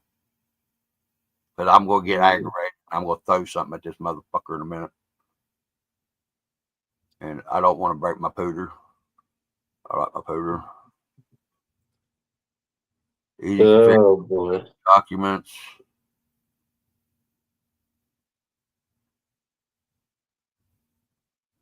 Pictures. Nope. New folder. Nope. Damn it. It was the wrong one. That's the one I was trying to play the other day.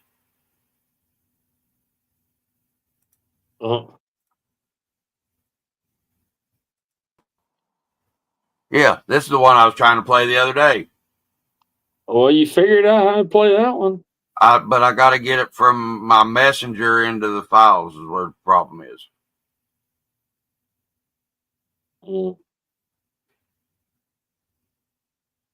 Yeah, that one's all laggy. Oh, there, it cleared up. I was fast forward. Yeah, that's all it was that one flip. I edited it wrong. Right. Yeah, is what it is. Well, but it's 5 minutes past what I said it was going to be before I ended the stream. So, yeah, guys, thank y'all for coming. I really appreciate it, and thank you for being supportive of the channel and supportive of Alex as well. Because if it wasn't for Alex, it wouldn't be much done on this channel sometimes. Truthfully, come on.